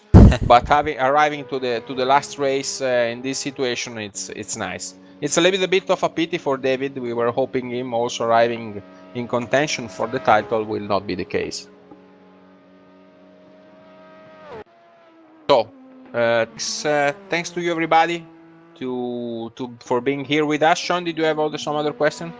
No, I'm just I'm still kind of blown away by the way everything played out, and I'm really excited because it means that going into round 7 at Adelaide that we still have a really exciting race ahead of us, and it'll be interesting to see how things play out. I think some people want to come back next week and maybe make up for some things that didn't go so great this week, and then obviously we still have our championship in both the constructors and drivers championships at stake. Yes, absolutely. Thanks everybody to the drivers that has came here for the interviews. Good luck for the last race of the championship. So thank Kevin, thanks Massimo, thanks Jacopo, and thanks Ani. Thanks you, Sean. We've got an amazing race, and let's see you in 3 weeks' time, and to all our audience.